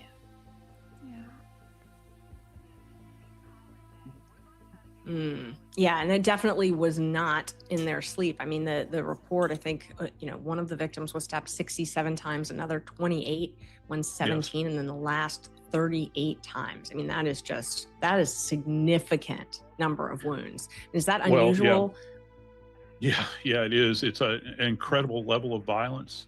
This is indicative of, a term that you guys have heard us banty around for years and years called overkill. Just Xana alone, she's, downstairs, and she fought. She's got multiple defensive injuries where she's trying to parry the attack. She's got tendons cut all the way down into her. She's actually grabbed the blade at some point in time, and it's been drawn through her hand. And this is a very, very deep cut. But a lot of people think about targeting. Who was the target here? Most people believe it was either one of the two young women upstairs. When you take a look at the injuries that Kaylee Gonzalez in particular sustained, not that Maddie's were any less. Well, they were, right, if you're counting, but the horrific injuries that that this child sustained. We're talking about dislodged teeth. We're talking about disfigurement of the face. Just on and on and on. This knife being used, and it's not just, in my opinion, it's not just being used as a sharp force weapon. It's also being used as a bludgeon. You can hold this thing like this and punch down on somebody. You talk about the hammerhead, utility of that, pounding down on somebody. Just at the level of brutality here is almost unimaginable to most people, and the fact that it happened to four. It really is one unimaginable. night. Yeah, it's really over the top. Yeah. That one human being did that within one night to these people. It is completely unimaginal. It really is. And I definitely think he would have gotten the death penalty if he had gone to trial.